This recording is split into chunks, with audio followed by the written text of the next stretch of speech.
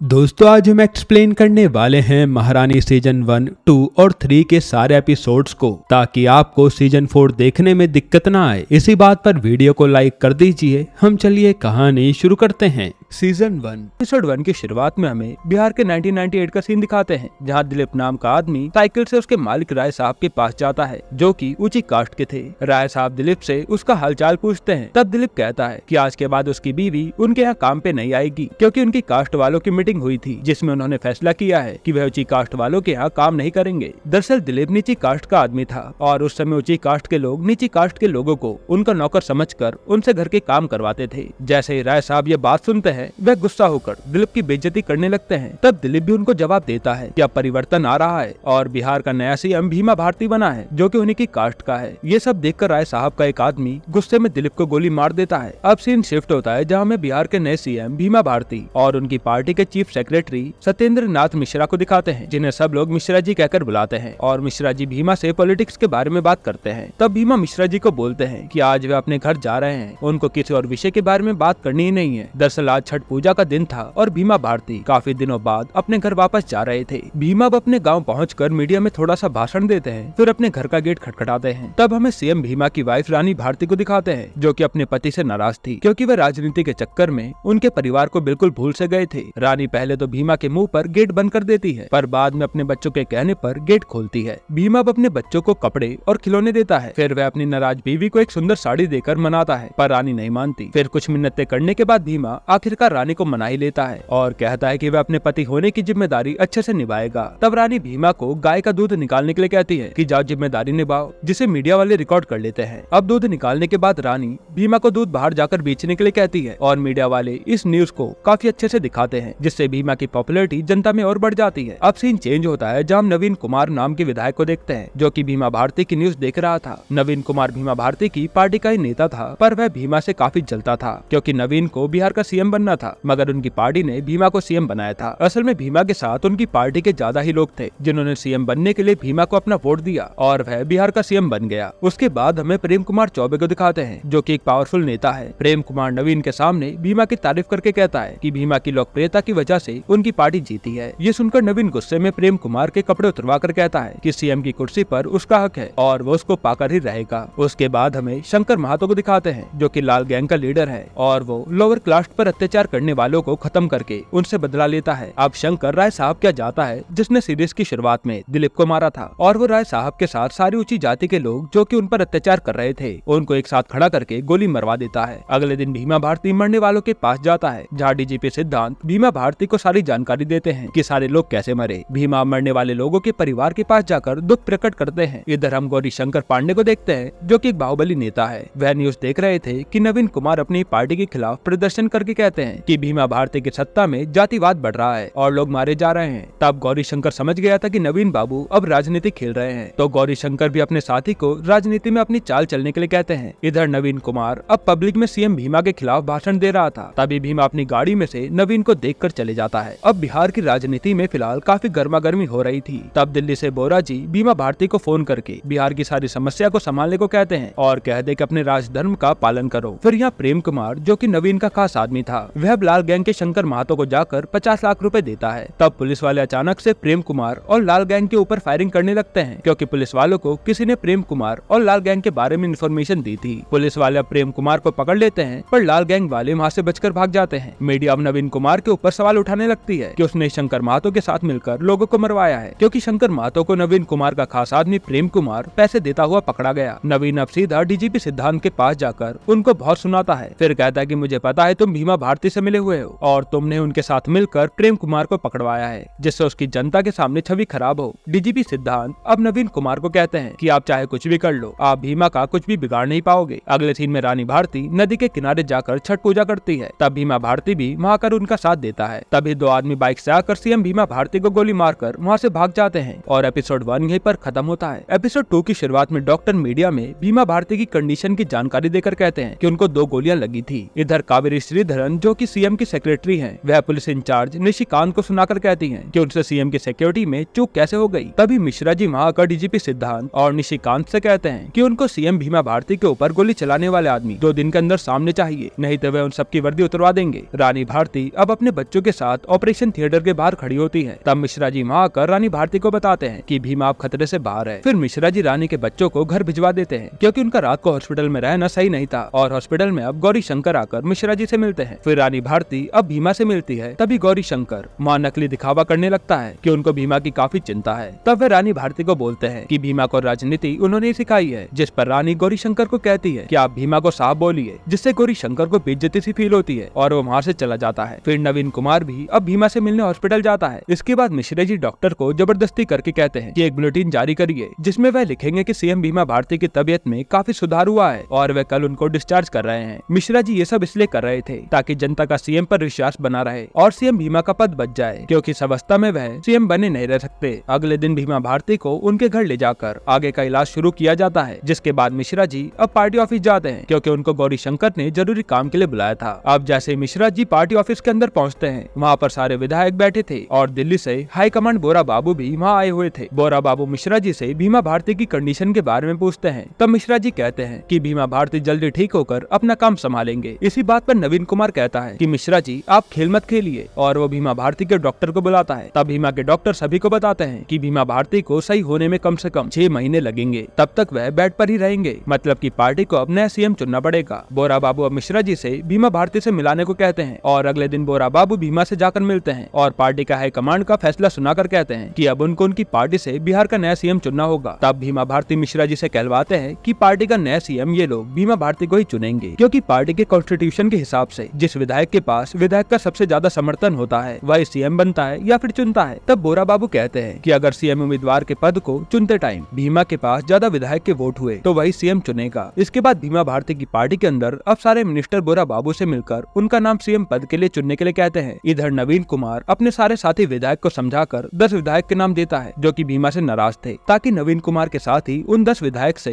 कैसे भी करके कल उनके सपोर्ट में वोट करवा सके। अब नवीन के साथी विधायक अपना पूरा जोर लगाकर उन 10 विधायक को नवीन की तरफ करने में लग जाते हैं। इधर मिश्रा जी ये सारी बात जाकर भीमा को बताते हैं। तब भीमा के पास एक प्लान था जिससे वे सारा गेम ही पलट देंगे और इधर गौरी शंकर भी खुश था क्योंकि उसके पास भी सीएम बनने का एक प्लान था। रानी भारती को पता चलता है कि उनके पति ने अब सीएम पद से इस्तीफा दे दिया है, जिसे सुनकर वो काफी खुश होती है क्योंकि अब भीमा भारती उनके साथ अच्छे से टाइम बिता पाएंगे। इसके बाद अब पार्टी की मीटिंग होती है जहाँ सारे विधायक आते हैं और गोरा बाबू सभी विधायक के वोट लेते हैं। फिर जैसे ही वह रिजल्ट अनाउंस करने वाले होते हैं तभी प्रेम कुमार चौबे जेल से आ जाता है, जिसको पुलिस ने छोड़ दिया था। गोरा बाबू अब रिजल्ट अनाउंस करते हैं जहाँ गौरी शंकर को 8 वोट मिले थे, भीमा भारती को 52 वोट मिले थे और नवीन कुमार को 57 विधायक ने समर्थन दिया था, मतलब कि नवीन कुमार सीएम बनने वाला था। तभी गौरी शंकर उठकर बोलते हैं कि वे अपने 8 विधायक के साथ भीमा भारती का समर्थन करते हैं, मतलब कि भीमा भारती के पास टोटल 60 विधायक का समर्थन हो गया था, जिससे भीमा भारती जीत गए। नवीन ये सुनकर गुस्से में बोरा बाबू पर ही भड़कने लगता है और कहता है कि ये उनके साथ गलत हो रहा है। जिसके बाद नवीन अपने साथी विधायक के साथ मीटिंग से चला जाता है, मतलब कि भीमा का यही प्लान था। भीमा को अपने विधायक में से किसी एक को सीएम चुनना था क्योंकि वो तो 6 महीने के लिए बेड पर था। तब गौरी शंकर काफी खुश होता है क्योंकि उसको पता था कि उसने भीमा को उसके 8 वोट से सपोर्ट किया है तो भीमा उसे ही सीएम बनाएगा। इसलिए गौरी शंकर पहले ही अपने पार्टी प्रेसिडेंट के पद से इस्तीफा दे देते हैं ताकि वह सीएम का पद संभाल सके, मगर भीमा सीएम के पद के लिए उसकी पत्नी रानी भारती को चुनता है और गौरी शंकर का पोपट हो जाता है। पार्टी के सभी लोग अब रानी भारती को फूलों की माला पहनाकर बधाई देते हैं और एपिसोड 2 यहीं पर खत्म होता है। एपिसोड 3 की शुरुआत में बिहार के गवर्नर गोवर्धन दास अपनी वाइफ से बात करते हैं कि भीमा ने काफी मस्त गेम खेला है, सीएम उसकी पत्नी रानी भारती बनेगी और सरकार वो चलाएगा। फिर रानी भारती अब पटना के राजभवन में सभी लोगों के सामने शपथ लेती है, पर रानी भारती को तो पढ़ना लिखना आता ही नहीं था, जिससे रानी भारती की लोगों के सामने काफी बेइज्जती होती है क्योंकि वह शपथ के सारे शब्द गलत बोल रही थी। इसके बावजूद रानी भारती बिहार की सीएम बन जाती है। अगले दिन कावेरी जी सीएम रानी भारती को सचिवालय ले जाने आती है, मगर रानी भारती साफ मना कर देती है क्योंकि रानी भारती को उसके बच्चों के लिए खाना बनाना था और उनकी गाय भैंस का भी ख्याल रखना था। जिसके बाद वह अपने कमरे का गेट बंद कर देती है। मिश्रा जी अब रानी भारती को जबरदस्ती उठाकर कार्यालय ले जाते हैं जहाँ सभी लोग रानी भारती को फूलों का गुलदस्ता देकर स्वागत करते हैं। इस पर रानी भारती सबको कहती है कि आप लोगों को शर्म नहीं आती जो एक ब्याह करी हुई औरत को फूल देते हो। थोड़ी देर बाद रानी भारती उसकी बेटी को फोन करती है। तब रानी अपनी बेटी को उसके पापा भीमा का ध्यान रखने के लिए कहती है और उनकी भैंस को पटना के किसी भैंसे के साथ मिलन करवाने के लिए कहती है, जो सुनकर कुछ विधायक हंसने लगते हैं। तब मिश्रा जी रानी भारती का फोन काट देते हैं। अब कार्यालय खत्म होने के बाद मिश्रा जी कावेरी को सीएम रानी के पहले दिन के निर्णय खुद बताकर मीडिया में देने के लिए कहते हैं ताकि जनता को सीएम रानी भारती पर विश्वास आ पाए। फिर दिवाकर नाम का विधायक मिश्रा जी से आकर कहता है कि सीएम मैडम की योग्यता पर मीडिया सवाल उठा रही है। तब मिश्रा जी कहते हैं कि सीएम रानी की योग्यता समय आने पर सामने आ जाएगी। नवीन कुमार अब भीमा की पार्टी छोड़कर ऑपोजिशन की पार्टी ज्वाइन कर लेता है, जो कि भीमा भारती न्यूज पर देख लेता है। इधर मिश्रा जी गौरी शंकर से मिलने जाते हैं। तब गौरी शंकर मिश्रा जी और भीमा भारती पर गुस्सा था, क्योंकि उनकी वजह से वह सीएम तो बना नहीं बल्कि उल्टा पार्टी प्रेसिडेंट का पद भी उसने छोड़ दिया। तब मिश्रा जी गौरी शंकर को कहते हैं कि उनको तो लगता है कि भीमा पर गोली चलवाने में उनका ही हाथ है, पर गौरी शंकर एकदम मना कर देते हैं, जिस पर मिश्रा जी कहते हैं कि आप इसके बारे में पता लगाइए, बदले में आपको पद और सम्मान दोनों मिलेंगे। इधर रानी देवी एक बार फिर से सचिवालय जाने के लिए मना करती हैं। तब मिश्रा जी रानी भारती को भीमा के पास ले जाकर काफी इमोशनल स्पीच देते हैं ताकि रानी सीएम के पद को अच्छे से संभाले, जिसके बाद मिश्रा जी वहाँ से चले जाते हैं। भीमा अब रानी को कहता है कि सत्ता और सुहाग दोनों तुम्हारे हाथ में ही है, इसे अच्छे से संभालना। अगले सीन में हमें मुखिया नाम के आदमी को दिखाते हैं, जो कि एक ऊंची जाति के संगठन का लीडर है। मुखिया का मकसद है कि वह नीची जाति वालों को मारकर खत्म कर दे, क्योंकि उसको नीची जाति वाले लोगों से सख्त नफरत थी। इसलिए मुखिया सभी ऊंची जाति के लोगों को इकट्ठा करके उनको नीची जाति के खिलाफ भड़का रहा था। अगले दिन रानी भारती खुद ही सचिवालय जाने के लिए तैयार हो जाती है, जिसे देखकर कविता चौंक जाती है। रानी अब रास्ते में कावेरी से पूछती है कि उनके पति भीमा पर गोली चलाने वाले का अभी तक पता क्यों नहीं चला। तब कावेरी कहती है कि पुलिस जांच कर रही है, जिसके बाद रानी सीधा डीजीपी सिद्धांत के पास जाकर कहती है कि भीमा पर गोली चलाने वाले को जल्दी पकड़िए, नहीं तो वह उसी पर कार्रवाई कर सकती है, जो कि कावेरी ने उसको बताया था। इंस्पेक्टर निशिकांत अब मुखिया के आदमी कुंवर सिंह को मिलकर बोलता है कि उसको ऊपर से प्रेशर आ रहा है, कुछ तो करना होगा, नहीं तो उसकी नौकरी चली जाएगी। तब कुंवर सिंह निशिकांत को भीमा पर गोली चलाने वाले आदमी दे देता है, जिसके बाद उन दोनों की लाश मिलती है और उसका सारा क्रेडिट निशिकांत ले लेता है, यानी कि निशिकांत ने उन दोनों को ही मार दिया। और डीजीपी सिद्धांत को भी पता था कि जिन्होंने भीमा भारती पर गोली चलाई है वह दोनों मुखिया के आदमी थे और निशिकांत भी उनसे मिला हुआ है। इसी बात को लेकर डीजीपी सिद्धांत और निशिकांत के बीच काफी तगड़ी बहस होती है। नवीन कुमार अब उसके मौसा जी जो बिहार के गवर्नर गोवर्धन दास हैं, उनसे मिलता है और उन्हें विधानसभा का नया सत्र शुरू करने के लिए कहता है, ताकि वह रानी भारती को सबके सामने एक्सपोज करके ये बता सके कि रानी भारती सीएम पद के लिए सक्षम नहीं है। इधर रानी भारती अब विधानसभा जाती है, जहाँ काफी सारे विपक्ष के नेता उन पर हंसते हैं। फिर थोड़ी देर बाद विधानसभा के स्पीकर आ जाते हैं और डिबेट शुरू होती है। नवीन कुमार डिबेट की शुरुआत करते ही रानी भारती की काबिलियत पर उंगली उठाकर कहता है कि रानी भारती की शिक्षा, अनुभव, राजनीतिक जीवन और राज्य की समस्या का ज्ञान जीरो है, वह सीएम के पद के लायक है ही नहीं। जिसके बाद विपक्ष रानी भारती मुर्दाबाद के नारे लगाने लगता है। तब रानी भारती की बोलने की बारी आती है, जहाँ रानी भारती नवीन की बात का जवाब देते हुए कहती है कि हम अपने शौक से अनपढ़ नहीं है, बल्कि उनके गाँव में स्कूल था ही नहीं, इसलिए वह पढ़ नहीं पाई और वह लोगों की समस्या ज्यादा अच्छे से समझती है, क्योंकि वह तो उनके बीच ही रही है और अनुभव तो उसको 27 साल का है, जो कि उसने घर चला के पाया है। फिर रानी भारती कहती है कि जो औरत घर संभाल सकती है वह राज्य भी संभाल सकती है और देश भी चला सकती है। जिसके बाद उसकी पार्टी के सारे लोग रानी भारती के लिए ताली बजाकर रानी भारती जिंदाबाद के नारे लगाने लगते हैं और इससे नवीन कुमार और पूरे विपक्ष का मुंह उतर जाता है। यहीं पर एपिसोड 3 खत्म होता है। एपिसोड 4 की शुरुआत में गाँव में किसी की शादी हो रही थी। तब मुखिया का आदमी कुंवर अपने साथियों के साथ आकर शादी के सभी लोगों को एक एक करके गोली मारने लगता है, क्योंकि वह सब नीची कास्ट के थे और गाँव में हर तरफ कत्लेआम मच जाता है। फिर वहाँ मुखिया आता है और दुल्हन को भी गोली मार देता है। अगले दिन जब सीएम रानी भारती मरने वाले लोगों की फैमिली के पास जाती है, तो वह उनके बच्चों और परिवार की लाशों को देखकर खुद भी रोने लगती है। फिर सीएम रानी सीधा डीजीपी सिद्धांत के पास जाकर उनको फटकार लगाती है और डीजीपी सिद्धांत को 13 दिन का समय देती है, ताकि वह मुखिया और उसके आदमी को पकड़ सके, नहीं तो वह सभी पुलिस वालों को सस्पेंड कर देगी। अगले सीन में एक रंजना नाम की औरत गाँव के सभी लोगों को पोलियो ड्रॉप ला रही होती है। तभी वह एक घर पर जाती है, जहाँ घोड़ा साफ करने वाला आदमी उसको भगा देता है। फिर वह औरत एक ढाबे में जाकर डीजीपी सिद्धांत से मिलती है और हमें समझ आता है कि ये तो एक पुलिस वाली थी। डीजीपी सिद्धांत अब रंजना से मुखिया के बारे में पूछता है। तब रंजना कहते हैं कि उसको घोड़े वाले घर में शक हो रहा था। तभी एकदम से कुंवर सिंह अपने आदमियों के साथ आकर वहाँ डीजीपी और पुलिस वालों को घेर लेता है। फिर कुंवर सिंह डीजीपी को बाहर आने के लिए कहता है। तब डीजीपी काफी डर गया था, तो वह गौरी शंकर को फोन करके मुखिया से बात करके उसको और पुलिस वालों को छोड़ने के लिए कहता है। तब गौरी शंकर बदले में डीजीपी से 70 लाख रुपए मांगते हैं और उनकी डील हो जाती है। अब कुंवर सिंह डीजीपी सिद्धांत को कब्जे में करने वाला होता है। तभी उसको मुखिया का फोन आता है, इसलिए कुंवर को डीजीपी सिद्धांत और बाकी पुलिस वालों को छोड़ना पड़ता है। इसके बाद अब कुंवर सिंह डीजीपी को बैठाकर बात करता है। तब रंजना और डीजीपी कुंवर सिंह पर ही उल्टा गोली तानकर उसको गिरफ्तार कर लेते हैं। सीएम रानी भारती अब कुंवर सिंह को पुलिस स्टेशन में जाकर काफी कुछ सुनाती हैं। तब कुंवर सिंह कहता है कि हम लोगों को मारते नहीं बल्कि उनका वध करते हैं। जिसके बाद पुलिस वाले कुंवर सिंह को बहुत मारते हैं। अब ये न्यूज मीडिया में सारी तरफ फैल जाती है कि मुखिया का राइट हैंड कुंवर सिंह गिरफ्तार हो गया है, जो कि सरकार के लिए बड़ी कामयाबी थी।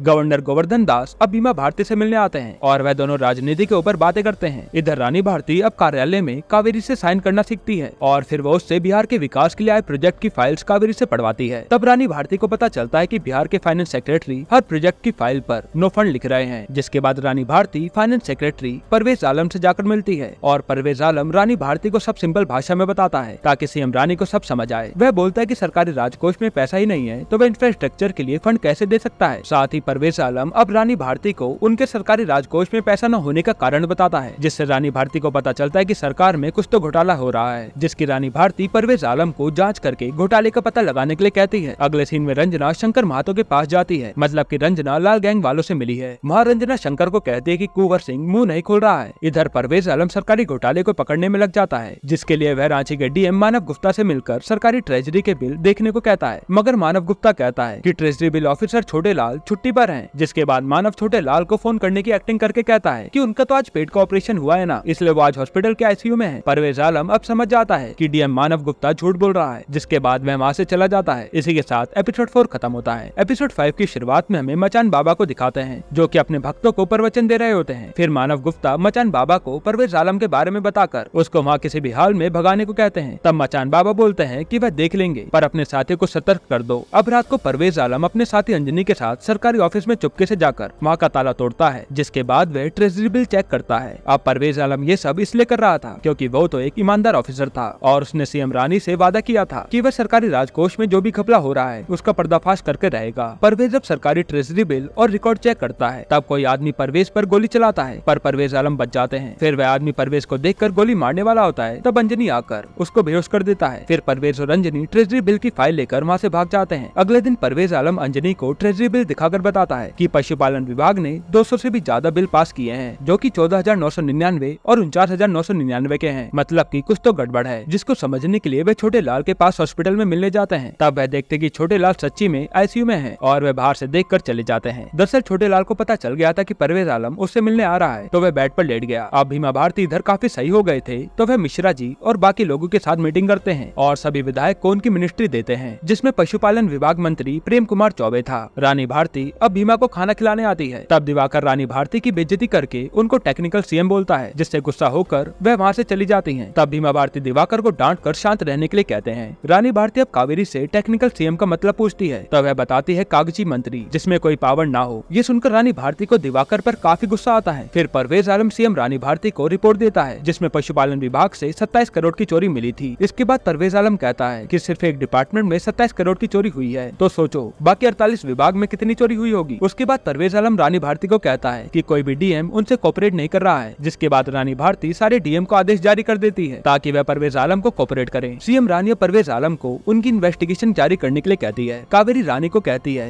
कि आप तो अपनी सरकार के खिलाफ जांच कर रही हो, आपकी पार्टी आपका विरोध करेगी। मगर रानी भारती कहती है कि अगर हम सही कर रहे हैं तो सब कुछ ठीक है। परवेज आलम की बीवी अब उसको दिल्ली जाने के लिए कहती है, क्योंकि उसको लग रहा था कि उनका बेटा वहाँ बिगड़ रहा है। तब परवेज कहता है कि एक बार उसकी इंक्वायरी पूरी हो जाए तो वह दिल्ली ट्रांसफर ले लेगा। फिर प्रेम कुमार अब परवेज को जबरदस्ती लिफ्ट देता है और गाड़ी में बैठाकर धमकाता है कि वह अपनी इंक्वायरी बंद कर दे। इधर सीएम रानी अब दिवाकर को उसके पास बुलाती हैं और दिवाकर को फाइनेंस मिनिस्ट्री से निकालकर हेल्थ मिनिस्ट्री संभालने के लिए कहती हैं। और फिर वो दिवाकर को कहती हैं कि सिर्फ टेक्निकल मिनिस्टर नहीं बल्कि असली के हेल्थ मिनिस्टर बनिएगा, क्योंकि वह उनके काम को देखने आएगी। इधर भीमा भारती अब टीवी पर न्यूज देखता है, जिसमें उनकी पार्टी के विधायक के सारे डिपार्टमेंट बदल दिए गए थे, जो कि उसने लिख कर दिए थे। साथ ही रानी भारती ने 21 डीएम और 27 एसपी का तबादला भी कर दिया था, जिसे देखकर सारे पक्ष विपक्ष के विधायक चौंक जाते हैं, क्योंकि सीएम रानी भारती ने ये सब करके काफी बड़ा बवंडर कर दिया था। भीमा भारती अब रानी को कहते हैं कि उसने सभी मंत्री के विभाग क्यों बदले, जबकि भीमा ने मंत्री के विभाग लिख कर खुद दिए थे। इसलिए भीमा भारती रानी को उसका ऑर्डर वापस लेने के लिए कहते हैं। तब मिश्रा जी कहते हैं कि अब ये सब करना ठीक नहीं होगा, इससे उनकी पार्टी की जनता के सामने छवि खराब हो जाएगी। तब भीमा रानी से दिवाकर को फाइनेंस मिनिस्ट्री वापस देने के लिए कहते हैं, मगर रानी मना करके वहाँ से चली जाती है। अब भीमा का फैसला उसको उसी पर भारी पड़ता हुआ दिख रहा था, क्योंकि उसको तो लगा था सीएम उसकी बीवी बनेगी और सत्ता वो चलाएगा, पर यहाँ तो सब कुछ उल्टा हो रहा था। परवेज आलम को अब सीएम के ऑर्डर के बाद सभी डिपार्टमेंट के रिकॉर्ड की लिस्ट मिल गई थी, तो वह अपनी पूरी टीम को सारे घोटाले को चेक करने के लिए कहता है। फिर परवेज को घोटाले की टोटल अमाउंट का पता चल जाता है, जिसके बाद वह सीएम रानी को फोन करके बताता है कि पशुपालन विभाग में इस साल टोटल 958 करोड़ का घोटाला हुआ है, जिसे सुनकर रानी चौंक जाती है। और यहीं पर एपिसोड 5 खत्म होता है। एपिसोड 6 की शुरुआत में परवेज आलम सारे एनिमल हस्बेंड्री के सारे अधिकारी को बुलाकर उनसे पूछताछ करके कहता है कि आप लोगों ने वीसी फूड के नाम पर फेक बिल जनरेट किए हैं, जिससे काफी घोटाले हुए हैं। फिर वह उनको पुलिस में देखकर सभी को जेल भेजने के लिए कहता है, जिस पर सब अधिकारी कहते हैं कि उनका लॉयर ही उनसे बात करेगा। ये कहकर वो सब चले जाते हैं। तब परवेज आलम छोटे बाबू को रोक कर समझाते हैं और छोटे बाबू सरकारी गवाह बनने के लिए मान जाते हैं। बदले में वह बस उनकी सजा माफ करवाने के लिए कहते हैं। फिर छोटे बाबू परवेज आलम को घोटाले का तरीका बताते हैं, जिसमें सबसे पहले सरकारी रीजनल डायरेक्टर को पशुओं के चारे, दवाई और इक्विपमेंट का अलॉटमेंट लेटर आता है, जिसमें वह बढ़ा चढ़ाकर परचेज का ऑर्डर देते हैं और फिर इसमें से 10% ओरिजिनल सप्लायर को ऑर्डर दिए जाते हैं और बाकी सारे ऑर्डर डमी सप्लायर जैसे वीसी फूड को दिए जाते हैं। फिर परवेज बिलिंग में सिर्फ 14,999 और 49,999 के बारे में पूछता है। तब छोटे बाबू कहते हैं कि एक पशुपालन ऑफिसर 15,000 रूपए तक का चेक इशू कर सकता है और रीजनल डायरेक्टर 50,000 रूपए तक का। अगर इससे ऊपर अमाउंट जाएगी तो उनको ऊपर के बड़े अधिकारी से अप्रूवल की जरूरत पड़ेगी, जिससे वह फंस सकते हैं। इसलिए वह इस अमाउंट का बिल इशू करते हैं ताकि वह जांच के मामले में न पड़े। फिर अधिकारी माल आपूर्ति को दिखाने के लिए ट्रांसपोर्ट के फेक चालान इशू करते हैं और बाद में फेक रिसिप्ट को दिखाकर डमी सप्लायर के नाम पर चेक इशू करते हैं। ऐसे ये सब घोटाला 8 साल से चलता आ रहा है। इसमें पशुपालन विभाग मंत्री के साथ साथ और भी बड़े बड़े लोग शामिल हैं। अब सीन चेंज होता है जहाँ प्रेम कुमार विधायक ख्याति देवी के साथ रोमांस कर रहा था। तभी उनको फोन आता है और वह सीएम रानी भारती से मिलते हैं। वहाँ रानी प्रेम कुमार को कहती है कि आपके विभाग में 958 करोड़ का घोटाला हुआ है और आज ही उन्होंने 15 कलेक्टर, 15 पशुपालन विभाग के डायरेक्टर और 40 ऑफिसर को सस्पेंड किया है। जिसके बाद सीएम भारती प्रेम कुमार को इस्तीफा देने के लिए कहती है। तब प्रेम कुमार की रानी भारती से बहस हो जाती है और वह कहता है कि आज उसी की वजह से आपकी सरकार बनी है। अगर वह नवीन के 9 विधायक नहीं लाता तो उनकी पार्टी नहीं जीत पाती। उसके बाद प्रेम कुमार रानी को धमकाता है कि अगर वह उनकी पार्टी से गया तो सीएम रानी की सरकार भी गिर जाएगी। अब सारे ऑफिसर और डीएम गवर्नर गोवर्धन दास के पास जाकर कहते हैं कि उनके साथ अन्याय हो रहा है। उनको बिना नोटिस दिए रानी भारती ने सस्पेंड कर दिया, जो कि गलत बात है। उनको भी तो अपना पक्ष रखने का अधिकार है। ये सब कहकर वे गवर्नर को इस मामले में कुछ करने के लिए कहते हैं। उधर गौरी शंकर अब मचान बाबा के पास जाकर उनके पैर पकड़कर कहता है कि उसके पीछे डीजीपी सिद्धांत और मुखिया दोनों ही लगे हैं, क्योंकि डीजीपी सिद्धांत को लगता है कि वह मुखिया से मिला हुआ है और मुखिया उसके पीछे इसलिए पड़ा है क्योंकि उसको लगता है कि कुंवर सिंह को उसने पुलिस से पकड़वाया है। गौरी शंकर मचान बाबा को उसे बचाने के लिए कहता है, क्योंकि मुखिया से सिर्फ मचान बाबा ही बचा सकते थे। इधर सीएम रानी भारती अब सीएम आवास में आकर अपने बच्चों के साथ डांस करती है। तब मिश्रा जी आकर रानी भारती को बीमा के पास ले जाते हैं और वह कहते हैं कि प्रेम कुमार इस्तीफा नहीं देगा, क्योंकि वह पार्टी का मुख्य नेता है। अगर वो गया तो उनकी सत्ता खतरे में आ जाएगी। पर रानी भारती बिल्कुल नहीं मानती। तब भीमा भी यही कहता है कि प्रेम कुमार इस्तीफा नहीं देगा। अगर एक्शन लेना ही होगा तो उनकी पार्टी लेगी, आप नहीं। अगले सीन में अंजनी अब परवेज आलम को कहता है कि रानी भारती ने सभी लोगों का सस्पेंशन रोक दिया है और जांच के लिए अब ट्रिब्यूनल बनेगी, जो कि इंस्पेक्शन के बाद घोटाले पर निर्णय देगी। मतलब कि अब परवेज आलम भी खतरे में पड़ सकता है। तभी एकदम से प्रेम कुमार आकर परवेज आलम को धमकी देकर कहता है कि 10 दिन में यहाँ से चले जाओ, नहीं तो खत्म कर दिए जाओगे। साथ ही वो परवेज आलम की रिपोर्ट फाड़ कर वहाँ से चला जाता है। अब परवेज आलम पशुपालन विभाग में 958 करोड़ के घोटाले को मीडिया में बता देता है, जिससे प्रेम की इमेज जनता के सामने खराब हो जाती है। प्रेम कुमार अब मिश्रा जी से फोन पे बात करता है। तब मिश्रा जी कहते हैं कि भीमा ने बोला है कि वह आपको आपके पद से ऐसे ही नहीं हटने देंगे। अगले सीन में भीमा भारती रानी को कहता है कि परवेज आलम नवीन का आदमी था, जिसने तुमको उल्लू बना दिया और प्रेम कुमार के घोटाले के बारे में तुमसे बिना पूछे मीडिया में बता दिया और यही सब राजनीति है। अब सीएम रानी भारती की पार्टी के खिलाफ मुर्दाबाद के नारे लगने लगते हैं और नवीन कुमार अब मीडिया में प्रेम कुमार के इस्तीफा की मांग करता है। फिर रानी भारती अब परवेज आलम को डिसमिस कर देती है, क्योंकि उनको लग रहा था कि परवेज ने उनका विश्वास तोड़ा है और परवेज आलम अब अपने डिपार्टमेंट को छोड़कर जाने लगता है। इसके बाद मीडिया वाले प्रेम कुमार पर 958 करोड़ के घोटाले का आरोप लगाकर इस्तीफा देने के बारे में पूछते हैं, पर प्रेम कुमार साफ मना कर देता है कि मैंने कुछ भी नहीं किया है, इसलिए मैं इस्तीफा नहीं दूंगा। अब सीएम रानी भारती एक स्कूल के समारोह में जाती है। तब वहाँ नवीन कुमार की वाइफ रानी से कहती है कि उनके पति उनसे अकेले में एक जरूरी बात करना चाहते हैं। तब रानी नवीन कुमार से मिलती है और नवीन कुमार रानी भारती को कहता है कि बीमा भारती तो उसके कॉलेज का दोस्त था, बस राजनीति में आकर उनके विचार नहीं मिले। फिर नवीन कहता है कि उसको उनकी पार्टी से कोई दिक्कत नहीं है, पर प्रेम कुमार से है, जो कि जनता को लूट रहा है। वह चाहता है कि सीएम रानी उसको उसकी पार्टी से निकाल दे, बदले में वह उनकी सरकार गिरने नहीं देगा। नवीन फिर रानी को 13 विधायक के साइन किए हुए समर्थन लेटर देता है, जिससे प्रेम कुमार के 9 विधायक के जाने के बाद भी उनकी सरकार नहीं गिरेगी। इसके बाद रानी स्कूल की रामलीला देखती है और यहीं पर एपिसोड 6 खत्म होता है। एपिसोड 7 की शुरुआत में मुखिया एक नाचने वाली का डांस देख रहा होता है। तब रंजना चुपके से आकर मुखिया को देख लेती है और अपने सर निशिकांत को पुलिस फोर्स भेजने के लिए कहती है, ताकि वह मुखिया को पकड़ सके। तब इंस्पेक्टर निशिकांत पुलिस फोर्स नहीं भेजता, क्योंकि वो तो खुद मुखिया का ही आदमी था। तब रंजना शंकर महातो को फोन करके यहाँ आने के लिए कहती है, क्योंकि उसे पकड़ने का एक आखिरी चांस मिला था। इसके बाद रंजना अब छुपकर मुखिया को पकड़ने जाती है, क्योंकि वह जल्द ही वहाँ से निकलने वाला था। इसके थोड़ी देर बाद जब शंकर महातो अपनी लाल गैंग के साथ वहाँ आता है, तो वह देखता है कि रंजना की लाश पड़ी है, मतलब कि मुखिया ने रंजना को मार डाला। अब सीएम रानी मीडिया के सामने पशुपालन के घोटाले को बताकर पशुपालन मंत्री प्रेम कुमार को पार्टी से निकाल देती है। जैसे ये बात भीमा भारती को पता चलती है, वह प्रेम कुमार को कहता है कि आप फिक्र मत करिएगा, आपका पद आपको वापस जरूर मिलेगा। असल में ये सब करके सीएम रानी ने एक बार फिर से बड़ा बवंडर कर दिया था। गौरी शंकर अब प्रेम कुमार के पास आकर उसको भड़काता है कि उसके साथ पार्टी ने धोखा किया है और उसको अब कभी दोबारा पद नहीं मिलेगा और शायद वह जेल भी जा सकता है, मगर गौरी शंकर के पास एक प्लान था जिससे प्रेम कुमार बच सकता है। अगले सीन में भीमा भारती रानी से नाराज था क्योंकि रानी उसकी बात सुन नहीं रही थी और पार्टी को अपने हिसाब से चला रही थी, मगर फिर भी भीमा रानी के साथ मीडिया में जाता है जिससे पब्लिक को लगे कि वह ठीक हो गया और बहुत जल्द दोबारा अपनी पार्टी में वापसी करेगा। इधर प्रेम कुमार गौरी शंकर के साथ नवीन के पास जाता है और वहाँ नवीन के पैर पकड़कर माफी मांगता है, पर नवीन तो उसको जूते से मारता है। पर पार्टी के लीडर तपकेश्वर के कहने पर नवीन कुमार प्रेम को माफ कर देता है क्योंकि प्रेम कुमार नवीन की पार्टी को सत्ता में लाने में उसकी मदद करेगा और उसके पास 9 विधायक थे। अब टीवी में न्यूज आती है कि प्रेम कुमार ने नवीन की पार्टी ज्वाइन कर ली है। फिर नवीन मीडिया में बोलता है कि अब बहुत जल्द उनकी सरकार बनेगी और रानी की सरकार गिरेगी क्योंकि नवीन की पार्टी के विधायक अब बढ़ गए थे जिससे उन पर बहुमत आ गई थी। भीमा भारती अब अपनी पार्टी के मेंबर से बात करके रानी को जल्दी बुलाने के लिए कहता है और रानी भारती इधर नवीन कुमार के पास जाकर भड़क जाती है क्योंकि जो उसने 13 विधायक का साइन किया हुआ लेटर दिया था वो झूठा था। फिर नवीन कुमार कहता है कि इसी को राजनीति कहते हैं, जिसके बाद रानी वहाँ से गुस्से में चली जाती है। रानी अब भीमा से जाकर बात करती है, तब भीमा उसकी नहीं सुनता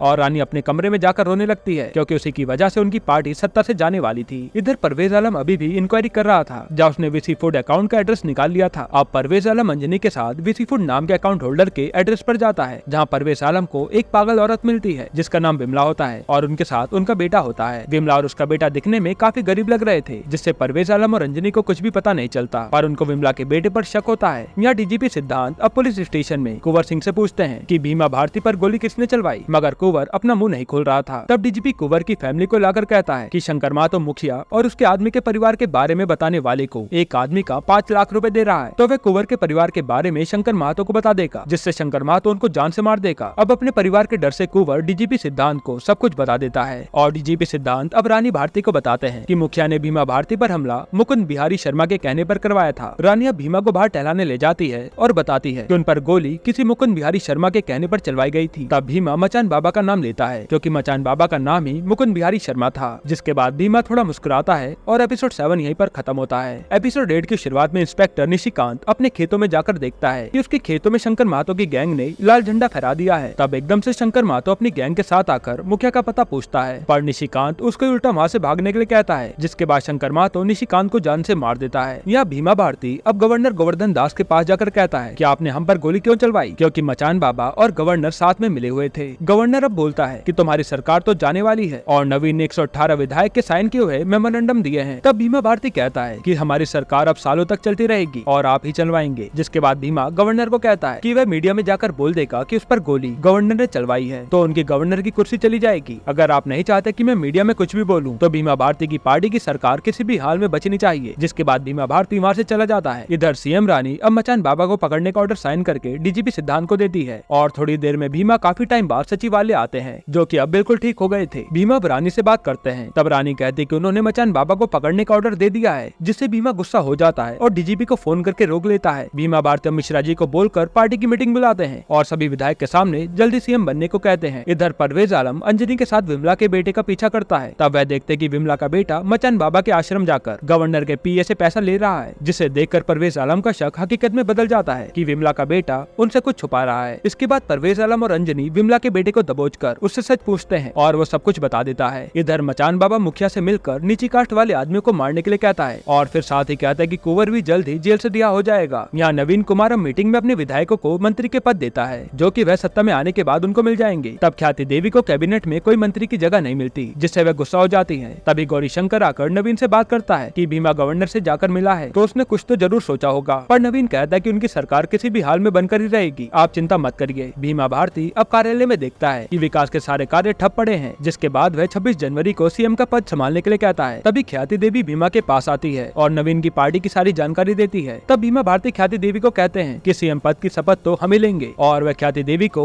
उनके मंत्रिमंडल में पशुपालन मंत्री बनाने को कहते हैं, जो कि कैबिनेट मंत्री की पोस्ट थी, जिसके लिए वे ख्याति देवी से एक और जरूरी काम करने के लिए कहते हैं। अगले सीन में सीएम रानी से परवेज आलम आकर माफी मांगता है और उसकी इन्वेस्टिगेशन की रिपोर्ट देकर कहता है कि घोटाले का असली आदमी का नाम पता चल गया है, जो कि गवर्नर गोवर्धन दास है। परवेज ने काफी इन्वेस्टिगेशन की थी, जिससे उसको पता चला कि घोटाले की जो फर्जी सप्लायर विसी कंपनी है वह किसी विमला देवी की है, जो कि गवर्नर के यहाँ पहले काम करती थी, मगर अब वह पागल हो गई। और ये उसको तब पता चला जब उसने विमला देवी के बेटे को मचान बाबा के यहाँ गवर्नर के पीए से पैसे लेते हुए देखा और उसको पकड़कर उससे सच्चाई निकलवा ली। अब रानी भारती सोचती है कि पशुपालन घोटाला और भीमा भारती पर गोली चलाने का कनेक्शन है, क्योंकि मुखिया मचान बाबा से मिला है और मचान बाबा गवर्नर से, और फिर भीमा ने भी तो गवर्नर से मिलने के बाद ही मचान बाबा की गिरफ्तारी रुकवा लिखवा दी थी। जिसके बाद रानी भारती अब सच जानने के लिए आधी रात को ही गोवर्धन दास के पास पहुंच जाती है और गोवर्धन दास रानी को सच बताना शुरू करते हैं। यहीं पर एपिसोड 8 खत्म होता है। एपिसोड 9 की शुरुआत में गोवर्धन दास रानी को सच बताते हैं और हमें पास्ट का सीन दिखाते हैं जहां पटना में साल 1995 में बाढ़ आई थी, जिसके बाद भारतीय जन सोशलिस्ट पार्टी इलेक्शन जीतकर सबसे बड़ी पार्टी बनी। तब सीएम बनने के लिए उस पार्टी से दो नाम आ रहे थे, पहला नवीन कुमार और दूसरा बीमा भारती। पर गवर्नर को तो पता था कि पशुपालन विभाग मंत्री तो वीरेंद्र ठाकुर ही होगा, क्योंकि वह घोटाला करके उनको पैसा देता था। फिर थोड़े समय बाद यह साफ हो जाता है कि नवीन कुमार ही बिहार के सीएम बनेंगे, क्योंकि वह गवर्नर के रिश्तेदार थे जो कि नवीन के सीएम बनने की मदद करेंगे। गवर्नर अब नवीन कुमार को पार्टी के कुछ नेता के नाम देता है जो कि नवीन को सीएम पद के लिए समर्थन करेंगे। बदले में वह उनको कैबिनेट मंत्री मंडल में जगह देगा जो कि गवर्नर के खास थे। मगर नवीन गवर्नर के ऑफर को मना कर देता है, क्योंकि उसे तो वो मंत्री चाहिए ही नहीं थे और सीएम बनने के लिए नवीन के पास दूसरी पार्टी के 12 विधायक भी थे जो उनको समर्थन करेंगे और वो सीएम बन पाएगा। इससे गोवर्धन दास नवीन से चिढ़ जाता है। फिर बीमा भारती गोवर्धन दास से मिलने आता है और गोवर्धन को कहता है कि सीएम पद के लिए लड़ाई पूरी टक्कर की है। तब गवर्नर भीमा को भी सेम ये डील देता है और भीमा ये डील एक्सेप्ट कर लेता है, जिसके बाद संसद में काफी उलटफेर होता है और भीमा भारती सीएम बन जाता है और पशुपालन मंत्री वीरेंद्र ठाकुर बनता है। इसके कुछ समय बाद भीमा भारती ने वीरेंद्र ठाकुर से घोटाले के 60% हिस्सा मांगा था ताकि वह उनकी सरकार अच्छे से चला पाए। फिर अब सीरीज प्रेजेंट में आती है जहाँ रानी भारती कहती है कि इसलिए उन्होंने भीमा भारती पर गोली चलवाई थी ना। तब गोवर्धन दास कहते हैं कि एक बार भीमा भारती से पूछना कि वीरेंद्र ठाकुर कैसे मरा और प्रेम कुमार पशुपालन मंत्री कैसे बना, साथ ही उनका शंकर महतो से क्या रिश्ता है। जिसके बाद रानी भारती अपने घर जाती है और रास्ते में सोचती है कि भीमा भी इन सब घोटालों में शामिल था और उसने ही वीरेंद्र ठाकुर को मरवाया है। रानी अब घर जाकर इस बारे में मिश्रा जी से सब पूछती है, पर वह कुछ भी नहीं बताते। इधर गोवर्धन दास नवीन कुमार को मिलकर कहते हैं कि भीमा अब ठीक हो गया है और सरकार बनाने की फिराक में है, जरा ध्यान रखना। पर नवीन कहता है कि बहुमत तो हमारे पास है, सीएम मैं ही बनूंगा। पर गोवर्धन दास कहते कि ये मत भूलना कि भीमा आखिरी में सब कुछ बदल देता है और बाजी मार लेता है। इसलिए गवर्नर नवीन कुमार को प्रेम कुमार से जाकर बात करने के लिए कहता है, जो कि एकमात्र आदमी है जो कि भीमा भारती को रोक सकता है। नवीन अब प्रेम कुमार के पास जाकर कहता है कि उसको भीमा को किसी भी हाल में रोकना है, तो जल्दी बताओ रावण की नाभि कहाँ है। तब प्रेम कुमार कहता है कि अनाज के घर में। अगले सीन में मिश्रा जी को एक अनाज के गोदाम में जाकर नोटों से भरी पेटी निकलवाते हुए देखते हैं। फिर वह भीमा को फोन करके कहते हैं कि वह सारे मंत्री को खरीद लेंगे और कल भीमा की सरकार बनेगी। तब एकदम से ईडी की रेड पड़ जाती है और पुलिस वाले मिश्रा जी को गिरफ्तार करके ले जाते हैं। दरअसल ये सब प्रेम कुमार और नवीन कुमार ने करवाया था। फिर नवीन कुमार मीडिया में कहता है कि इन सब घोटाले के पीछे भीमा भारती और मिश्रा जी ही थे और उनके घोटाले का पैसा पकड़ा गया। साथ ही नवीन कहता है कि उन्होंने गवर्नर को 118 विधायक का साइन किया हुआ समर्थन पत्र दिया है, जिससे गवर्नर ने रानी भारती की सरकार को विधानसभा में अपनी बहुमत साबित करने के लिए कहा है। मतलब कि अब सीएम रानी भारती की सरकार अब जल्दी गिरने वाली है। भीमा भारती इधर अपने साथी विधायक को कहता है कि नवीन कुमार के अविश्वास प्रस्ताव का जवाब देना होगा। फिर वे सीएम रानी को इस्तीफा दिलवाकर खुद सीएम बनने को कहता है, पर पार्टी के मेंबर कहते हैं कि अभी ऐसा करना ठीक नहीं होगा, क्योंकि इससे पब्लिक में पार्टी की छवि खराब होगी। जिसके साथ एपिसोड 9 यहीं खत्म होता है। एपिसोड 10 की शुरुआत में भीमा भारती सीएम रानी से मिलते हैं। तब रानी कहते हैं कि आज उनकी शादी की सालगिरह है, इसलिए वो भीमा से सब सच पूछती है और भीमा सच बताता है। फिर हमें पास्ट का सीन दिखाते हैं जहाँ वीरेंद्र ठाकुर मुखिया से मिलकर भीमा भारती को रोकने को कहता है, क्योंकि भीमा भारती उन पर हावी हो रहा था। जिसके बाद मुखिया भीमा की पावर कम करने के लिए गरीबों और पिछड़ी जाति को मारने लगा, जो कि भीमा भारती को सपोर्ट करते थे। तब भीमा भारती ने पिछड़ी जाति पर मुखिया का अत्याचार रोकने के लिए अपने कॉलेज के दोस्त शंकर महतो को बुलाया और मुखिया की नीची जाति को मारने की सोच खत्म करने के लिए कहा, जिसके लिए शंकर महतो ने उसका पूरा सपोर्ट किया। इसके बाद बिहार में काफी सारे लोग मरने लगे। एक दिन शंकर महतो ने वीरेंद्र को मार दिया, जिसकी वजह से ये जाति हिंसा शुरू हो गई। उसके बाद भीमा ने गोवर्धन दास और मचान बाबा से मीटिंग करी और उनके बीच सब सही हो गया था। फिर उन्होंने प्रेम कुमार को पशुपालन मंत्री बनाया, जिससे ये सब घोटाला चलता रहा। रानी भारती अब भीमा को कहती है कि आप सही कर रहे थे, पर रास्ता गलत था। तब भीमा कहता है कि वह ये सब उसके जैसे पिछड़ी जाति के लोगों के लिए कर रहा है, जिनके साथ अत्याचार होता रहता है और मुखिया जैसे लोग पावर और सत्ता के लिए उनको मार देते हैं। अब भीमा भारती रानी को कहता है कि आपको सीएम पद से इस्तीफा देना होगा, तभी वह सीएम बनेंगे। पर रानी इस्तीफा देने से मना कर देती है और वहाँ से चली जाती है। अगले दिन विधानसभा में नवीन कुमार अविश्वास पत्र की डिबेट शुरू करता है और कहता है कि रानी सरकार एकदम भ्रष्ट सरकार है, उन्होंने बिहार को बस गिराया ही है। साथ ही नवीन कुमार ने 113 विधायक का साइन किया हुआ बहुमत पत्र भी विधानसभा में दे दिया था। तब भीमा भारती नवीन कुमार की बेइज्जती करते हुए कहता है कि उनकी सरकार बनी रहेगी और आगे भी चलती रहेगी। उसी समय गौरीशंकर बोलते हैं कि वो तो ठीक है, पर बहुमत साबित करने के लिए नंबर कहाँ से लाओगे। उसके बाद रानी भारती खड़े होकर स्पीच देती है कि उनसे पक्ष और विपक्ष दोनों ही पार्टी खुश नहीं है, क्योंकि उन्होंने कुछ विकास का काम किया ही नहीं है। फिर वे बताते कि जब उसने डेवलपमेंट के लिए फाइनेंस सेक्रेटरी परवेज आलम से बात करी तो पता चला कि वहाँ फंड है ही नहीं। इसके बाद उन्होंने जांच की तो सिर्फ पशुपालन विभाग से 958 करोड़ का घोटाला सामने आया और रानी भारती ने घोटाले के सभी अधिकारियों डीएम को गिरफ्तार करवा दिया, जो कि पक्ष विपक्ष दोनों की मांग थी। अब रानी भारती कहते कि पूर्व पशुपालन मंत्री प्रेम कुमार पर एफआईआर हो चुकी है और बाहर पुलिस उनको पकड़ने का वेट कर रही है। जिसके बाद प्रेम कुमार विधानसभा में ही हंगामा करने लगता लगता है। तब पुलिस वाले आकर उसे पकड़ ले जाते हैं। फिर रानी भारती कहते हैं कि हम आपसे निवेदन करते हैं कि आप पुलिस को इजाजत दें कि वह बीमा भारती को गिरफ्तार कर लें, क्योंकि वह भी इस पशुपालन घोटाले में 3 साल से शामिल थे। जिसे सुनकर सदन में सारे लोग चौंक जाते हैं कि रानी भारती ये क्या कर रही है, और पुलिस बीमा को अपने साथ पकड़कर ले जाती है। अब थोड़ी देर बाद हमें पता चलता है कि रानी भारती के पास सीएम पद दोबारा वापस आ गया है, क्योंकि जो नवीन कुमार ने 18 विधायक के नाम दिए थे उसमें से 13 विधायक रानी सरकार के पक्ष में गिन लिए गए थे, जो कि नवीन ने पहले रानी को दिए थे। और ये वही नाम थे जो नवीन ने रानी को धोखे में दिए थे। यानी कि सबसे बड़ा गेम तो रानी ही खेल गई और पक्ष विपक्ष सबको घुमाकर दोबारा सीएम बन गई। अब हम देखते कि रानी भारती ने पशुपालन घोटाले को पकड़कर सारी जनता का दिल जीत लिया है, जिसके बाद रानी भारती ने मचान बाबा को भी गिरफ्तार करवाया, जो कि पशुपालन घोटाले में शामिल थे, और उन पर बीमा भारती के ऊपर गोली चलवाने का भी आरोप था। इधर डीजीपी सिद्धांत भी मुखिया और उसके आदमियों को गिरफ्तार कर लेते हैं और अब बिहार में काफी अच्छे बदलाव आ रहे थे, जिससे जनता काफी खुश भी थी। सीएम रानी भारती अब जेल में अपने पति बीमा भारती से जाकर मिलती है। तब बीमा रानी को कहता है कि हमें आपका गेम पसंद आया, अपने पति को जेल करवाकर ईमानदारी की मिसाल बनके आपने लोगों का दिल जीत लिया और अब आप गाँव की रानी नहीं बल्कि महारानी बन गई है। जिसके बाद बीमा भारती कहता है कि गाँव में एक और नारा चल रहा है, जेल के ताले टूटेंगे, बीमा भाई छूटेंगे। जिसके बाद सीएम रानी वहाँ से चली जाती है और सीजन 1 यहीं पर खत्म होता है। अब शुरू करते हैं सीजन 2।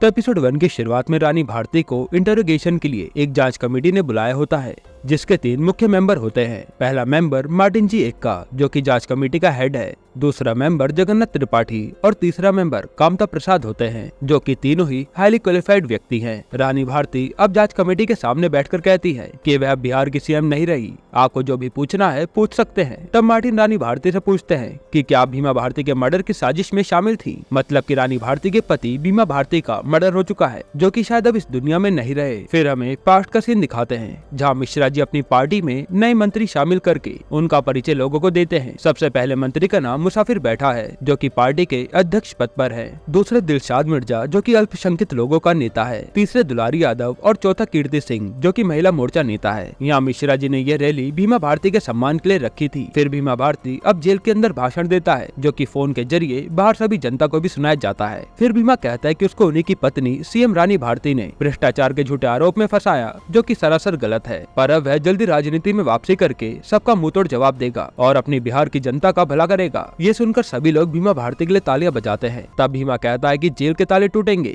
भीमा भारती छूटेंगे, जिसके बाद सारी जनता यही नारे लगाने लग जाती है। अगले सीन में बिहार के रोड मंत्री रानी से मिलने जाते हैं। तब उनको गाँव की कच्ची सड़क के कारण काफी परेशानी का सामना करना पड़ता है और ऊपर से उनको बवासीर था, तो हर गाड़ी के झटके में उन्हें दर्द महसूस होता है। अब हम देखते कि रानी भारती गाँव की महिलाओं के साथ खेतों में काम कर रही है। फिर जैसे रोड मंत्री सीएम रानी भारती से मिलता है, तो वह समझ जाता है कि रानी ने उनको गांव की पक्की सड़क बनवाने के लिए बुलाया है। फिर सीएम रानी रोड मंत्री को कहती हैं कि अगर यहाँ जल्दी रोड नहीं बनी तो वह उनको बार बार इसी गांव में बुलाएगी और कच्ची सड़क के कारण उनको बवासीर के दर्द का सामना करना पड़ेगा। तब रोड मंत्री कहता है कि वह जल्द ही गाँव में रोड बनवाने का काम शुरू कर देगा। इसके बाद रानी भारती का अब एक संजना नाम की रिपोर्टर इंटरव्यू करती है। तब संजना रानी से पूछती है कि जनता का कहना है कि आप तो बस पुतला हैं, बाकी सरकार तो भीमा भारती जेल के अंदर चला रहे हैं और पार्टी भी उनका सपोर्ट कर रही है। तब रानी भारती बोलती है कि वह अपने डिसीजन स्वयं लेती है, सच और न्याय को जानकर। फिर संजना कहती है कि आपका भीमा भारती के जेल जाने के ऊपर क्या विचार है, जिस पर रानी भारती का कहना था कि कानून सबके लिए एक है, फिर चाहे वह कोई बड़ा नेता ही क्यों ना हो। आप सीन चेंज होता है, जहाँ में बिहार के ब्यूटी कॉन्टेस्ट को दिखाते हैं, जिसमें शिल्पा अग्रवाल नाम की लड़की मिस पटना बनती है। फिर शिल्पा अग्रवाल के मिस पटना बनने की खुशी में एक पार्टी रखी जाती है, जिसमें उसका बॉयफ्रेंड मनोज भी आया था और उसी ने ये पार्टी ऑर्गेनाइज की थी। शिल्पा की पार्टी में अब एमएलए दुलारी यादव आते हैं, जिनका मनोज वेलकम करके उनको शिल्पा अग्रवाल से मिलवाता है। तब दुलारी को शिल्पा पहली नजर में पसंद आ जाती है और फिर ये साथ में दारू पीते हैं। तब दुलारी शिल्पा को गंदी निगाहों से देख रहा था, जिससे मनोज की एमएलए दुलारी से बहस हो जाती है और वह दुलारी यादव का कॉलर पकड़ लेता है। दरअसल मनोज के पापा भीमा भारती के जानने वाले थे, इसलिए वह थोड़ा अकड़ में था। दुलारी के आदमी अब मनोज और दुलारी की लड़ाई को शांत करवा देते हैं, पर एमएलए दुलारी की तो सभी के सामने बेइज्जती हो गई थी। इसके बाद रात को दुलारी यादव के आदमी मनोज को पकड़कर उसे खूब मारते हैं। फिर दुलारी यादव मनोज के सामने ही शिल्पा के साथ दुष्कर्म करता है और दुलारी के आदमी मनोज को पकड़कर उसकी आंखें खोलते हैं ताकि वह ये सब देख सके। इस तरह से दुलारी यादव मनोज से अपनी बेइज्जती का बदला लेता है। अगले दिन हम देखते हैं कि शिल्पा अग्रवाल की एक कार में लाश मिलती है और ये न्यूज टीवी पर फैल जाती है कि किसी ने मिस पटना शिल्पा अग्रवाल का रेप करके उसे मार डाला है। अब सारी जनता आक्रोश में आकर शिल्पा के लिए कैंडल मार्च निकालकर सरकार से शिल्पा के लिए न्याय मांगती है और ये बात सीएम रानी भारती तक पहुंच जाती है। फिर रानी को कावेरी से पता चलता है कि एमएलए दुलारी यादव का कांड में नाम आ रहा है, पर पुलिस वाले इस केस को डाइवर्ट करके मनोज को फंसा रहे हैं और यहाँ तक कि उनकी पार्टी के अध्यक्ष मुसाफिर बैठा दुलारी यादव को बचा रहे थे, क्योंकि वह उनकी पार्टी का एक बहुत बड़ा बाहुबली नेता था। रानी भारती अब एसपी जितेंद्र को जाकर एमएलए दुलारी यादव के डीएनए का सैंपल लाने का ऑर्डर देती है, क्योंकि शिल्पा की बॉडी में कई लोगों के सीमेन मिले थे, तो उन्हें ये कंफर्म करना था कि शिल्पा के रेप और मर्डर में दुलारी का हाथ है या नहीं। अब एसपी जितेंद्र अपनी पूरी टीम के साथ एमएलए दुलारी यादव के पास जाता है, पर रास्ते में दुलारी यादव के आदमी पूरी पुलिस फोर्स को घेर लेते हैं। फिर सिर्फ एसपी एमएलए दुलारी से बात करने जाते हैं और दुलारी यादव से उनका डीएनए मांगता है ताकि वह उसको लैब टेस्ट के लिए भेज सके, पर दुलारी यादव तो एसपी जितेंद्र की ही बेइज्जती करके वहाँ से भगा देता है, क्योंकि अगर ये टेस्ट होगा तो दुलारी यादव फंस जाएगा। इधर विधानसभा में अपोजिशन पार्टी के सारे नेता शिल्पा अग्रवाल के न्याय की मांग करते हैं और रानी भारती मुर्दाबाद के नारे लगाकर विधानसभा को बीच में ही छोड़कर चले जाते हैं। फिर यहाँ मनोज के पापा अब जेल में भीमा भारती के पास जाकर कहते हैं कि उनके बेटे को बचा लीजिए। तभी वहाँ पर दुलारी यादव आता है और भीमा भारती गुस्से में दुलारी यादव को मार के कहते हैं कि डीएनए टेस्ट हो गया ना तो तुम फंस जाओगे। फिर भीमा मनोज के पापा से बोलते हैं कि आपका बेटा बच जाएगा, बस आपके बेटे को पुलिस में कहना होगा कि शिल्पा की मिस पटना की पार्टी के बाद शिल्पा और मनोज साथ में थे, पर रास्ते में कुछ गुंडे मनोज की गाड़ी को छीन कर ले गए और उसमें शिल्पा भी थी, बाकी का वह देख लेगा और आपका बेटा बच जाएगा। भीमा ने ये सब करके अपने नेता दुलारी यादव को बचा लिया, क्योंकि वह उनकी पार्टी का एक बड़ा नेता था। फिर टीवी पर अब न्यूज चलती है कि सरकार अभी तक शिल्पा के कातिल को पकड़ नहीं पाई और रानी भारती के सीएम होने पर सवाल उठने लगते हैं। अब रानी जेल में जाकर भीमा भारती से कहती है कि आपने दुलारी यादव को बचाया है। तब भीमा कहता है कि पार्टी हमारी, मंत्री हमारे, बस राज आप कर रही हैं। पार्टी ऐसे ही नहीं चलती। अगर दुलारी यादव जेल गया तो उनके साथ साथ सारे एमएलए उनका समर्थन छोड़ देंगे, जिससे उसकी सरकार गिर जाएगी। तब रानी कहती कि उसने भीमा की काफी सारी चीजें इग्नोर की हैं, पर इस बार हद हो गई है। चाहे पार्टी गिरे या टूटे, वह शिल्पा को न्याय दिलवा कर रहेगी। यहीं पर एपिसोड 1 खत्म होता है। एपिसोड 2 की शुरुआत में नवीन कुमार गोवर्धन दास से जाकर मिलता है, जो कि अब बिहार के गवर्नर पद से हट चुके हैं। मां नवीन कहता है कि चारा घोटाले के मास्टरमाइंड आप थे, पर जेल भीमा को जाना पड़ा, बस आपको तो अपना गवर्नर का पद छोड़ना पड़ा था। जिस पर गोवर्धन दास कहते हैं कि वे बिहार के गवर्नर दोबारा बनकर ही रहेंगे और वो नवीन को कल्पना कौल नाम की लड़की से मिलवाते हैं, जो कि एक iCAD नाम की कंपनी की हेड है। कल्पना बिहार के सभी नेता का डाटा निकालकर नवीन कुमार और गोवर्धन दास को दिखाकर कहती है कि वह अपने डाटा और एनालिसिस की मदद से नवीन कुमार को बिहार का सीएम बनवा सकती है। जिसके बाद नवीन कल्पना को हायर करके अपने साथ रख लेता है। अगले सीन में एमएलए दुलारी यादव पूजा पाठ करके शपथ ग्रहण समारोह में जाता है। तब जैसे दुलारी यादव मंत्री बनने की शपथ लेने स्टेज पर जाता है, तब सीएम रानी भारती दुलारी यादव को पुलिस में पकड़वा कर कहती है कि शिल्पा अग्रवाल का केस अब दोबारा ओपन हो गया है और उनके पास दुलारी यादव के खिलाफ सबूत भी है, जो कि मनोज था। पुलिस वाले अब दुलारी यादव को पकड़कर जेल ले जाते हैं और सीएम रानी भारती अनाउंस करती है कि इस बार उनकी पार्टी से कोई भी नेता चुनाव में खड़ा नहीं होगा जिस पर क्रिमिनल चार्जेस लगे होंगे। रानी भारती का अब ये स्टेटमेंट टीवी पर चलने लगती है, जिसको देखकर सारे लोग हैरान थे। रानी भारती के दुलारी यादव को पकड़ने के बाद रानी की इमेज लोगों के सामने अच्छी हो जाती है। इधर गौरी शंकर अब नवीन कुमार को फोन करके कहता है कि रानी भारती से उसी की पार्टी के लोग खुश नहीं है, यही मौका है कुछ विधायक को अपनी तरफ करके सत्ता पाने का।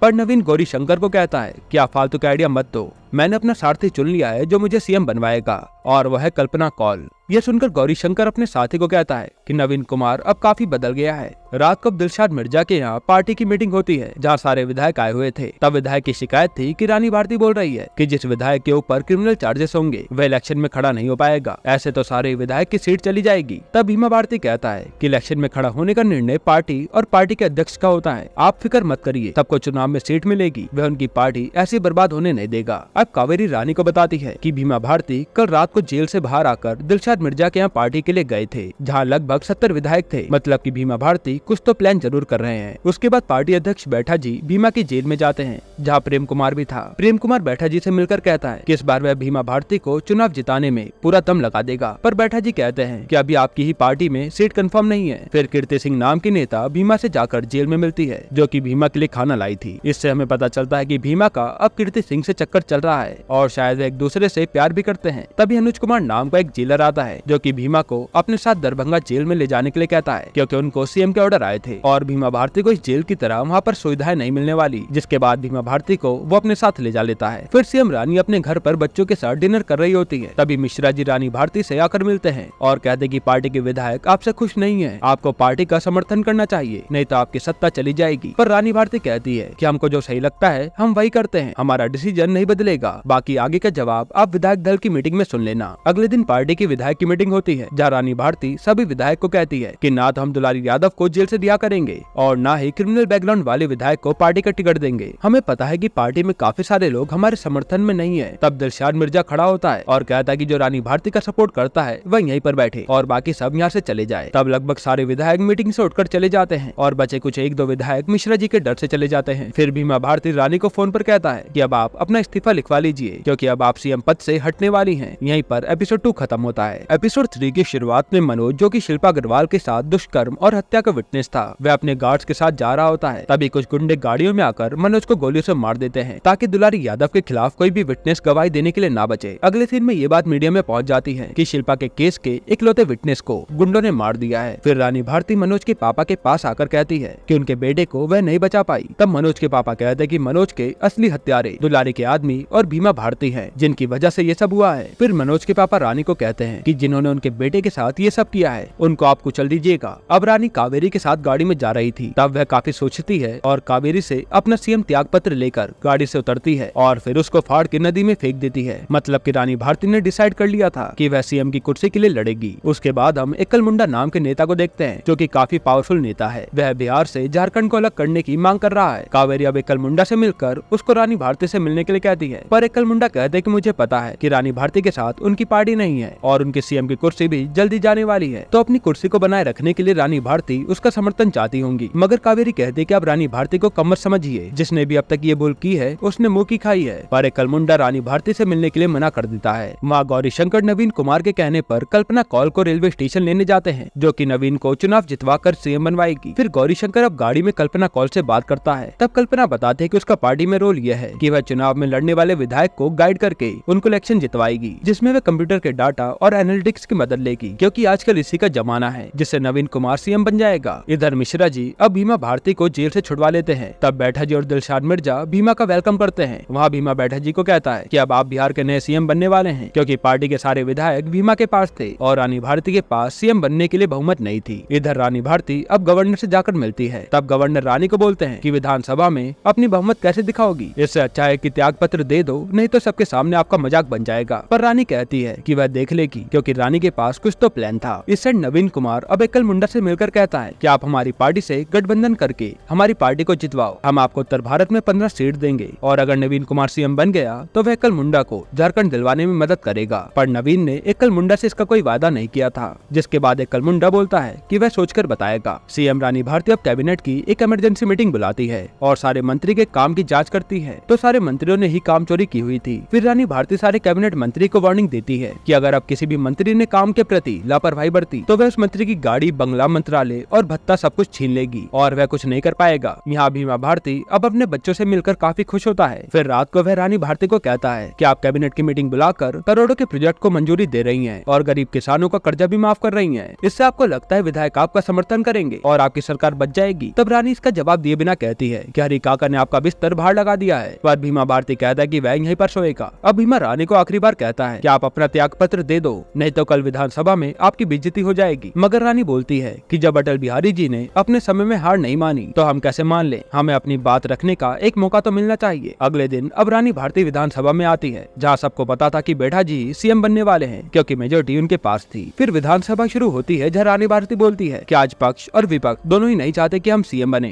पर रानी भारती आज बिहार के लिए एक तोहफा लाई है, जो कि वर्मा कमीशन का आरक्षण बिल था, जिसमें बिहार के पिछड़े वर्ग के भाई और बहनों को शिक्षा, नौकरी और सरकारी योजना में 14.5% आरक्षण मिलेगा। फिर रानी भारती कहती है कि इस बिल को पास करने की सभी पार्टी ने चुनाव में बात की थी, मगर चुनाव के बाद वह सब भूल गए और वे स्पीकर को कहती है कि अगर यह बिल आज सदन में पास नहीं हुआ तो वह मान लेगी कि उसके पास बहुमत नहीं है और वह अपना इस्तीफा दे देगी। जिसके बाद विधानसभा के सारे एमएलए आरक्षण बिल की मंजूरी के लिए हाँ कर देते हैं, क्योंकि कुछ टाइम बाद चुनाव आने वाले थे और अगर जनता को पता चला कि इस पार्टी ने आरक्षण बिल का विरोध किया है तो चुनाव में उनको वोट नहीं मिलेंगे, क्योंकि बिहार में 60% लोग पिछड़ी जाति के थे। यहाँ रानी भारती ये सब करके बाजी पलट देती है, जिसके बाद भीमा के लगभग सभी विधायक रानी भारती का समर्थन करने लगते हैं। अब रानी भारती ने अपनी सीएम की कुर्सी बचा ली थी और भीमा के काफी सारे विधायक रानी भारती के साथ खड़े हो गए थे, जिससे सबसे बड़ा झटका भीमा भारती को ही लगा था और भीमा भारती का पॉलिटिकल करियर लगभग खत्म सा हो गया था। यहीं पर एपिसोड 3 खत्म होता है। एपिसोड 4 की शुरुआत में एक लेडी गवर्नमेंट स्कूल में आकर साइन करती है, क्योंकि आज उसका पहला दिन था और उसको सरकारी कोटा के द्वारा स्कूल में मिड डे मील में खाना बनाने की जॉब मिली थी। स्कूल में अब सभी बच्चे मिड डे मील खाकर उस महिला की खूब तारीफ करते हैं। तभी तभी स्कूल के कुछ बड़े बच्चे आकर सभी छोटे बच्चों को खाना खाने से रोक देते हैं, क्योंकि खाना एक नीची जाति वाली महिला ने बनाया था। अगले सीन में कुछ आदमी मिलकर वर्मा कमीशन के पिछड़ी कास्ट के आरक्षण बिल को वापस लेने के लिए लोगों में भाषण देते हैं। तभी एक जवान सा लड़का आकर खुद को सभी लोगों के सामने जलाकर मार लेता है। अब रात को सीएम रानी चुपके से उस लड़के की फैमिली के पास जाती है जिसने खुद को जलाकर मारा था। तभी गाँव के कुछ लोग रानी भारती को पहचान कर उसको घेर लेते हैं। सबको लग रहा था कि रानी भारती की वजह से ही उस लड़के ने अपनी जान गंवाई है, क्योंकि आखिर वर्मा कमीशन का बिल रानी भारती ने संसद में पेश किया था।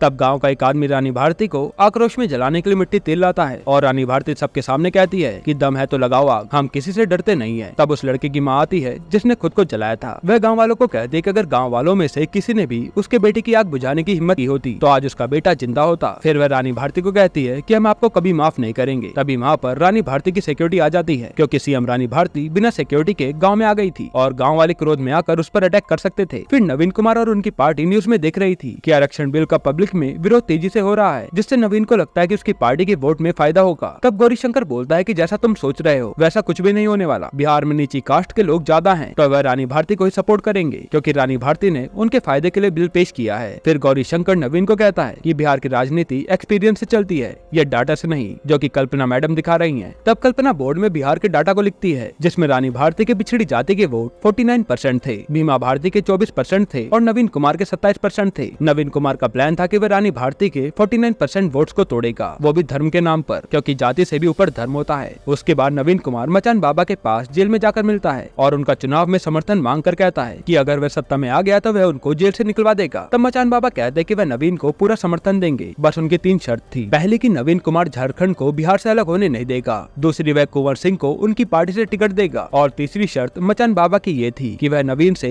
3 और शर्त मांग सकते हैं। इसके बाद नवीन कुमार अब जनता के सामने स्पीच देकर कहता है कि जिस देश में बाबा जेल में हो उस देश का कभी भला नहीं हो सकता, इसलिए वह मचान बाबा की जेल से रिहाई करने के लिए उनकी चरण पादुका को लेकर आशीर्वाद यात्रा निकालकर उनका आशीर्वाद सब लोगों में बांटेगा। ये देखकर गौरीशंकर उनकी पार्टी के अध्यक्ष तर्केश्वर को कहता है कि नवीन बाबू ये सब सही नहीं कर रहे हैं, जिस पर तर्केश्वर गौरीशंकर को कहता है कि नवीन को जो करना है करने दो, हम उसके साथ हैं, क्योंकि नवीन कुमार 17 साल से सीएम बनने का प्रयास कर रहे हैं। अगले सीन में भीमा भारती दिलशाद मिर्जा की दावत पर जाकर उससे गले मिलता है और दावत शुरू होती है। थोड़ी देर बाद तर्केश्वर और गौरीशंकर भी दिलशाद मिर्जा की दावत पर आते हैं और गौरीशंकर अब मिश्रा जी से मिलकर कहता है कि आजकल भीमा भारती कीर्ति सिंह नाम की विधायक के साथ ज्यादा ही घूम रहे हैं। लड़की के मोह में राजा अपने सेनापति की सुनना बंद कर देता है। यह कहकर गौरीशंकर ने मिश्रा जी के मन में शंका डाल दी थी। उसके बाद सीएम रानी भारती अपने गाँव में अपनी फैमिली से मिलने जाती है, जहाँ रानी भारती की मम्मी उससे मिलकर काफी खुश होती है। तब हम रानी भारती के भाई सन्यासी को देखते हैं, जो कि एक नंबर का आवारा है और वो गाँव में घूमता ही रहता है। रानी भारती अब अपनी फैमिली को गिफ्ट देती है और फिर अपने पापा से मिलती है। तब रानी के पापा उससे नाराज थे, क्योंकि रानी ने अपने ही पति भीमा भारती को जेल करवाई थी, जो कि उन्हें सही नहीं लगा। रानी अपने पापा से थोड़ी बहुत बात करती है, फिर वह वहाँ से जाने लगती है। तब रानी भारती की मम्मी सन्यासी को उसके साथ पटना भेज देती है, ताकि सन्यासी वहाँ पर कुछ काम कर पाए। इधर नवीन कुमार अब काफी जोरों शोरों से मचान बाबा के लिए रैली निकाल रहा था, जिससे जनता उसकी तरफ हो रही थी।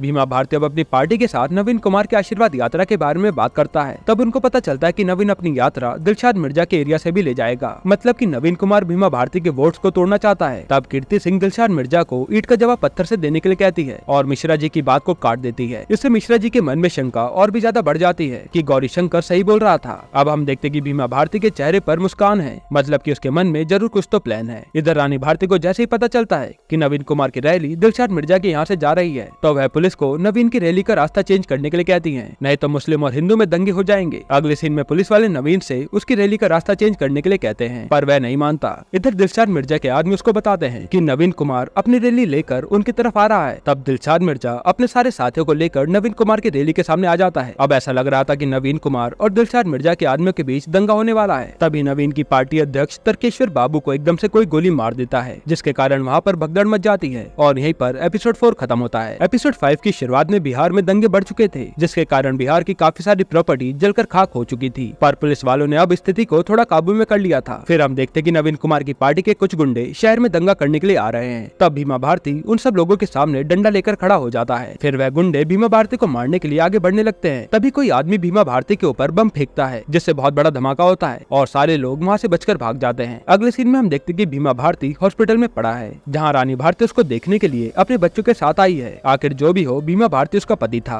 तब भीमा रानी को ताने मारने लगता है कि ये सब उसकी वजह से ही हुआ है, जिसके बाद रानी वहाँ से चली जाती है। फिर कीर्ति सिंह भीमा से मिलने आती है और उन्हें बताती है कि पब्लिक उनकी काफी काफी तारीफ कर रही है, क्योंकि भीमा ने दंगइयों को रोकते हुए अपनी जान जोखिम में डाली थी और घायल हो गए थे। यहाँ भीमा और कीर्ति को देखकर ऐसा लग रहा था कि ये दोनों एक दूसरे के बहुत ही ज्यादा करीब आ चुके हैं। इधर सीएम रानी सारे पुलिस वालों को खूब सुनाकर कहती है कि उनको बिहार में एकदम शांति चाहिए, और रानी भारती ने इंस्पेक्टर सुबोध कुमार को सस्पेंड कर दिया था, क्योंकि उसने रानी भारती के कहने पर नवीन की रैली नहीं रोकी। फिर रानी भारती डीजीपी को बुलाकर कहती है कि आपको पता लगाना है कि तर्केश्वर बाबू पर गोली किसने चलाई, जिसकी रिपोर्ट वह उनसे एक हफ्ते के अंदर लेने के लिए कहती है। इधर कल्पना कौल अब अपने कंप्यूटर पर डाटा देखकर नवीन कुमार को बताती है कि बिहार में उनकी पकड़ अब काफी मजबूत होती जा रही है। फिर एकदम से नवीन कुमार की वाइफ आती है, जो कि नवीन को बताती है कि उनका बेटा श्रवण कुमार फॉरेन से आ गया है और वो अपने साथ अपनी गर्लफ्रेंड भी लाया है। नवीन कुमार अब अपने बेटे और उसकी गर्लफ्रेंड से मिलता है। उसके बाद वह अपनी फैमिली के साथ बाहर जाने लगता है। तब पुलिस वाले आकर नवीन कुमार को अरेस्ट कर लेते हैं, क्योंकि उस पर चार्ज था कि उसने दंगा भड़काया है। तब कल्पना कौल जानबूझकर नवीन कुमार को हथकड़ी पहनाकर ले जाने के लिए कहती है, ताकि नवीन कुमार की फोटो अखबार के फ्रंट पेज पर आए और नवीन कुमार की लोकप्रियता लोगों में बढ़ती जाए। इसके बाद सरकार की तरफ से गोवर्धन दास को बिहार में जांच के लिए भेजा जाता है, क्योंकि बिहार में वर्मा कमीशन बिल के पास होने के बाद दंगे काफी ज्यादा बढ़ गए थे। फिर कुंवर सिंह अब गोवर्धन दास के पास आकर मिलता है और उनको राजनीति में खड़ा होने के बारे में बताता है। तब गोवर्धन दास कहते हैं कि वह उसकी एक शर्त में मदद करेंगे, बस कुंवर सिंह को दिलशाद मिर्जा को ढूंढकर मारना है। इधर भीमा भारती को भी पता चल जाता है कि गोवर्धन दास बिहार वापस आ गया है। वहीं सन्यासी अब अपने जीजा भीमा के पास मावा लेकर आता है। तब वह भीमा को कहता है कि मेरे को भी एमएलए की नौकरी दे दो ना। तब भीमा सन्यासी को कहता है कि वह सन्यासी को तभी एमएलए बनाएगा जब वह उनके बच्चों को उनसे मिलवाता रहेगा। फिर प्रेम कुमार भी अब जेल से बाहर आ जाता है, जिसके बाद वह सीधा गौरी शंकर से जाकर मिलता है और उन्हें भीमा और कीर्ति के कुछ फोटोज दिखाता है, जिसमें वह एक दूसरे के काफी करीब थे। यहाँ सीएम आवास में रानी भारती अब अपने पति भीमा के लिए तीज का व्रत रखती है, और इधर कीर्ति सिंह ने भी भीमा के लिए तीज का व्रत रखा था। तब भीमा कीर्ति को कहता है कि वह उसको पत्नी का दर्जा नहीं दे पाएगा, क्योंकि उसकी शादी हो रखी है और उसके बच्चे भी हैं। फिर यहाँ प्रेम कुमार अब रानी भारती को मिलकर उसको भीमा और कीर्ति की फोटो दिखाता है। तब रानी को प्रेम कुमार की बातों पर विश्वास ही नहीं होता।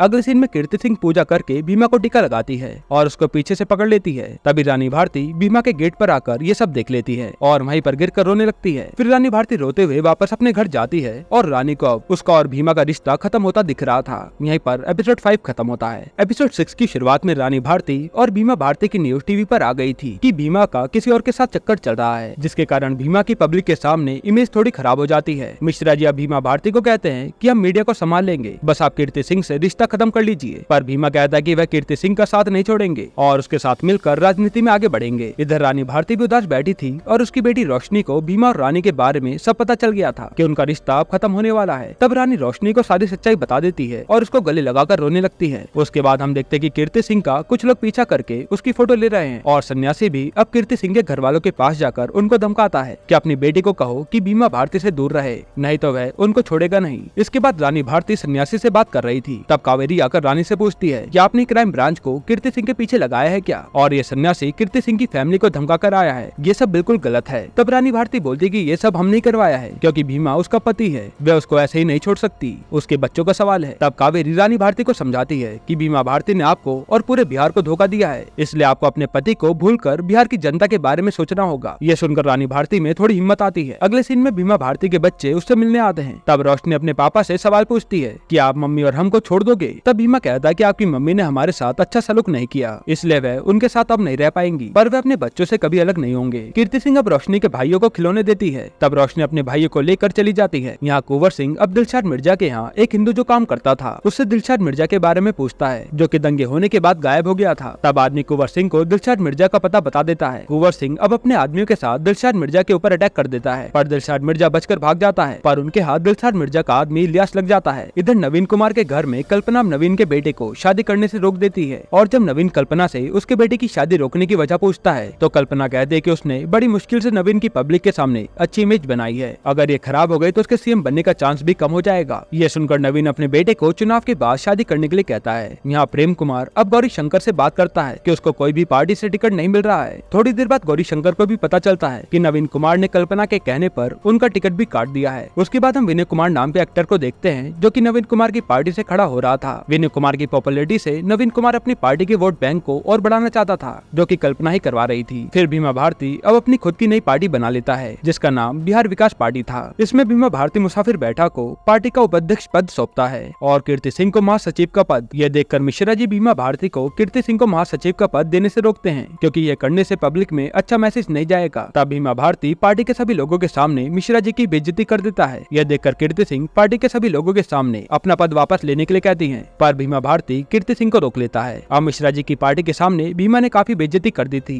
किस बार आप रानी भारती को सीएम बनाने से भी बड़ा बवंडर कर रहे हैं, यह डिसीजन आपको बर्बाद कर देगा। जिसके बाद मिश्रा जी वहाँ से हमेशा के लिए चले जाते हैं। इधर कुंवर सिंह अब गोवर्धन दास को इलियास के बारे में बता देता है और बदले में पार्टी का टिकट ले लेता है। गोवर्धन दास को अब सारा सच पता चल जाता है, इसलिए वह अगले ही दिन सीएम रानी भारती के पास जाकर मिलता है और बताता है कि तर्केश्वर पर गोली दिलशाद मिर्जा के आदमी इलियास ने भीमा भारती के कहने पर चलाई थी और भीमा ने अपने ऊपर खुद बॉम्ब भी गिरवाया था ताकि वह पब्लिक का दिल जीत कर उनका वोट पा सके। फिर गोवर्धन दास रानी भारती को कहते हैं कि जो आदमी वोट पाने के लिए अपने ऊपर बॉम्ब गिरवा सकता है तो वो सत्ता पाने के लिए क्या कुछ नहीं कर सकता। कृपया सतर्क रहिएगा। यहीं पर एपिसोड 6 खत्म होता है। एपिसोड 7 की शुरुआत में पुलिस वाले दिलशाद मिर्जा को पकड़ने जाते हैं, पर दिलशाद मिर्जा पुलिस वालों को बिरयानी खाने के लिए कहता है। यहाँ भीमा भारती अब अपनी नई पार्टी के साथ चुनाव में खड़े होने का पर्चा इलेक्शन कमीशन में जाकर भर देते हैं। जैसे भीमा वहाँ से जाने लगता है तब रानी भारती भी अपनी पार्टी के साथ वहाँ आती है और भीमा को कहती है कि उसको सब पता चल गया है कि भीमा ने खुद पर बम गिरवाया है। फिर रानी भारती कहती है कि आज मुझे बिहार और अपने पति में से किसी एक को चुनना है और आज मैं बिहार को चुनती हूँ। जिसके बाद रानी भारती अपने हाथ से अपने सिंदूर को मिटा देती है। अगले सीन में कल्पना कौल नवीन कुमार के चुनाव प्रचार का एक जबरदस्त एक्शन वीडियो बनाकर नवीन की पूरी पार्टी को दिखाती है, जिससे नवीन की पार्टी काफी खुश होती है। तब गौरी शंकर नवीन को आकर कहता है कि तूने मेरा टिकट नहीं काटा बल्कि पार्टी की जड़ काटी है और कल्पना सिर्फ तुम्हें कल्पना में ही सीएम बनाएगी। यह कहकर गौरी शंकर वहाँ से चला जाता है। भीमा भारती अब अपनी पार्टी के सभी लोगों को कहता है कि उनकी अभी नई पार्टी बनी है तो उनके पास फंड नहीं है। जिस विधायक को अपने चुनाव का टिकट पक्का करना है उसे चुनाव के लिए 25 लाख रुपए पार्टी फंड में देने होंगे, तभी उनका टिकट पक्का होगा। थोड़ी देर बाद कीर्ति सिंह भी एक बैग में कुछ पैसे भरकर भीमा भारती को देती है क्योंकि वह भी चुनाव में खड़ी हो रही थी। तब भीमा कीर्ति को कहता है कि हमें आपसे पैसे नहीं चाहिए, हमें बस आपका साथ चाहिए। इधर मिश्रा जी अब मस्त नदी के किनारे बैठकर मछली पकड़ रहे होते हैं। तब कावेरी मिश्रा जी को मिलकर रानी भारती की तरफ से चुनाव प्रचार के लिए कहती है, पर मिश्रा जी कावेरी को मना कर देते हैं। इधर सन्यासी अब भीमा भारती से मिलकर उसको पार्टी का टिकट देने के लिए कहता है। तब भीमा भारती सन्यासी को कहता है कि वह उसको सीधा मंत्री बनाएंगे, पर उसको उसकी दीदी के खिलाफ प्रचार करना होगा। तब सन्यासी मान जाता है। अब उनका प्लान ये था कि सन्यासी रानी भारती की तरफ से प्रचार करेगा, पर वह रानी भारती का नहीं बल्कि भीमा भारती के पर्चे बांटेगा। जिसके बाद बिहार के चुनाव शुरू हो जाते हैं, जहाँ भीमा भारती, नवीन कुमार और रानी भारती अपनी पार्टी का जोरों शोरों से लोगों के बीच प्रचार करके रैली करते हैं। प्रेम कुमार और गौरी शंकर भी चुनाव में निर्दलीय खड़े होकर लोगों में वोट मांगते हैं और सन्यासी मंत्री बनने के लालच में चुपके से भीमा भारती का पैम्पलेट बांटता है। अब चुनाव का दिन आता है और जनता अपने पसंदीदा उम्मीदवार को वोट दे देती है। फिर चुनाव के रिजल्ट से एक दिन पहले भीमा भारती कीर्ति सिंह से बात करता है कि कुछ भी हो सत्ता में भीमा भारती ही आएंगे, क्योंकि भीमा के पास कुछ तो प्लान था। उसके थोड़ी देर बाद भीमा कीर्ति को बोलता है कि मुझे लग रहा है कि मैंने कुछ गलत किया है, क्योंकि उसकी बीवी, बच्चे, मिश्रा जी सब उससे दूर हो गए हैं। पर कीर्ति सिंह कहती है कि जो भी हो मैं आपका साथ कभी नहीं छोड़ूंगी। इधर रानी भी इलेक्शन के रिजल्ट से थोड़ी घबराई हुई थी। अगले दिन अब चुनाव के रिजल्ट आते हैं, जहां नवीन कुमार की पार्टी को 105 सीटें मिली थी, रानी भारती को 85 सीटें और भीमा भारती को 55 सीटें। यह देखकर नवीन कुमार काफी गुस्सा होता है क्योंकि उसको बहुमत नहीं मिली थी, मतलब कि नवीन कुमार का सीएम बनना काफी मुश्किल था। फिर नवीन कल्पना पर गुस्सा करके कहता है कि तुमने तो कहा था कि हमें बहुमत मिलेगी और मैं सीएम बनूंगा, पर ऐसा तो कुछ होता दिख नहीं रहा। तब कल्पना कहती है कि उसने उनकी पार्टी को सिंगल लार्जेस्ट पार्टी बनाया है और उसने सब कुछ नवीन कुमार को बताकर उससे अप्रूवल लेकर ही किया है। फिर कल्पना कहती है कि उसका कॉन्ट्रैक्ट नवीन कुमार को सीएम बनवाने का हुआ था, जो कि वह अभी भी करके रहेगी। अब भीमा भारती न्यूज में देखता है कि उसने रानी भारती को उसी की जगह से चुनाव लड़कर उसको हरा दिया और चुनाव के रिजल्ट के बाद भीमा भारती काफी खुश था क्योंकि बहुमत किसी भी पार्टी को नहीं मिली थी और जिस पार्टी के साथ भीमा की पार्टी गठबंधन करेगी उस पार्टी की सरकार बन जाएगी, मतलब कि कंट्रोल अब भीमा भारती के पास ही था।